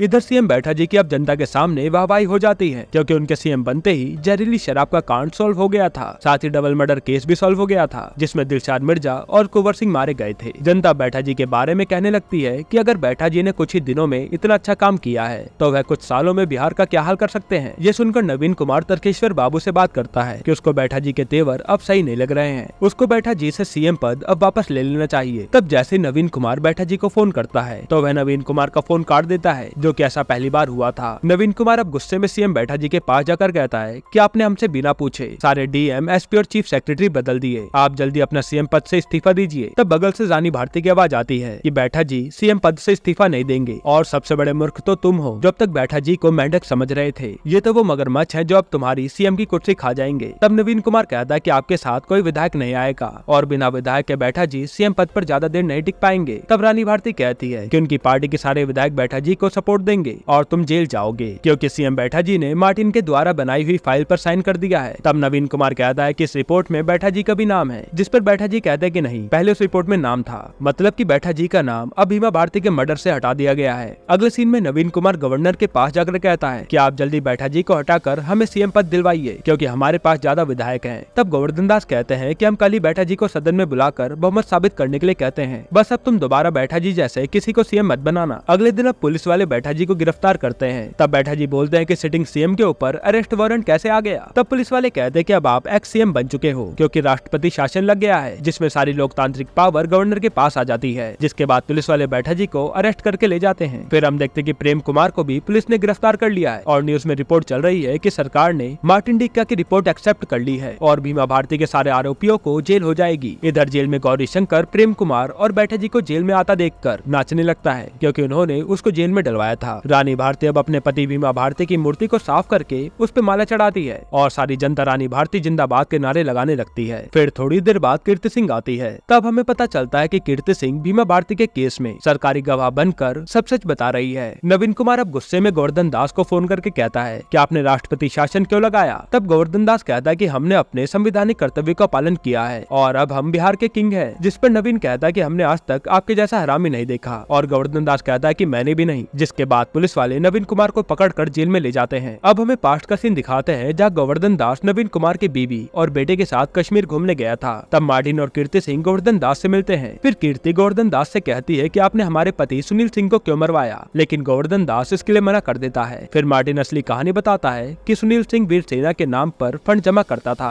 जब उसको पता चला कि गोवर्धन दास वीर सेना के नाम पर करोड़ों रुपए अंदर कर रहे हैं तो उसने सारी बात मुखिया को बताने की सोची और जब सुनील मुखिया को सब सच बताने जा रहा था तब आपने महेंद्र राय को बोलकर सुनील सिंह को मरवा दिया, जिसका सारा सच कीर्ति सिंह को पता चल गया है। कीर्ति सिंह अब गोवर्धन दास को कहती है कि मन तो कर रहा है कि आपको यहीं पर मार दूं, पर हमने रानी भारती को वादा किया है कि आपका फैसला वही करेगी। अगले सीन में गोवर्धन दास रानी भारती से जाकर मिलते हैं। तब रानी गोवर्धन दास को धमकाकर कहती है कि वह सुनील सिंह का मर्डर एक्सपोज कर देगी और उसके पास गवाह भी है। साथ ही वह कहते कि पहले आपके पास भीमा भारती डील लाए, फिर नवीन कुमार, और अब हम आपसे डील करना चाहते हैं। मतलब कि इस डील के कारण ही ये सब हुआ है और भीमा भारती के कातिल अब जेल के अंदर हैं। रानी भारती अब भीमा भारती की फोटो के आगे दिया जलाती है। तब रानी भारती के सामने भीमा भारती की आत्मा आकर कहती है कि अब आप पूरी तरह से पॉलिटिशियन बन गई हैं और आपका बदला भी पूरा हो गया है। तब रानी कहते हैं कि अब हम राजनीति छोड़कर गांव चले जाएंगे, मगर भीमा कहता है कि नहीं, अब आप चाहकर भी राजनीति छोड़ना चाहोगी पर राजनीति आपको नहीं छोड़ेगी। यह कहकर भीमा भारती की आत्मा कहीं गायब हो जाती है। रानी भारती अब जेल में नवीन कुमार और सारे नेता से मिलने जाती है। तब नवीन कहता है कि आप ओवर कॉन्फिडेंस में मत रहना कि हम खत्म हो गए हैं, क्योंकि 3 साल पहले भीमा भारती ने भी यही सोचा था और वह मारा गया। तब रानी कहती कि हम चाहते तो आप सबको मरवा सकते थे, पर कोर्ट में कीर्ति सिंह की गवाही के बाद आपके पास कुछ भी नहीं बचा है। जिस पर नवीन कहता कि आपने तो उसी आदमी की मदद ली जिसने आपके पति भीमा पर गोली चलवाई थी और उसके हत्या की साजिश में भी शामिल था। तब रानी कहते कि हर चीज का एक समय होता है। फिर रानी भारती टाइम देखती है और एकदम से इमरजेंसी सायरन बजता है। तब पुलिस वाले आकर रानी भारती को बताते हैं कि गवर्नर गोवर्धन दास की बॉडी स्विमिंग पूल में पाई गई है, जबकि उनको तो तैरना आता था और डॉक्टर का कहना है कि उनको हार्ट अटैक आया है। मतलब कि रानी भारती ने गोवर्धन दास को भी मरवा दिया। ये सब सुनकर नवीन और उसके सारे नेता चौंक जाते हैं कि रानी भारती कितनी खतरनाक पॉलिटिशियन बन गई है। उसके बाद रानी भारती अब पूरी सिक्योरिटी के साथ जेल से बाहर आती है और यहीं पर यह वेब सीरीज खत्म होती है। दोस्तों, आपको ये वेब सीरीज कैसी लगी हमें कमेंट में जरूर बताइएगा और अगला एक्सप्लेनेशन आप कौन सी वेब सीरीज पर देखना चाहते हैं वो भी कमेंट कीजिएगा।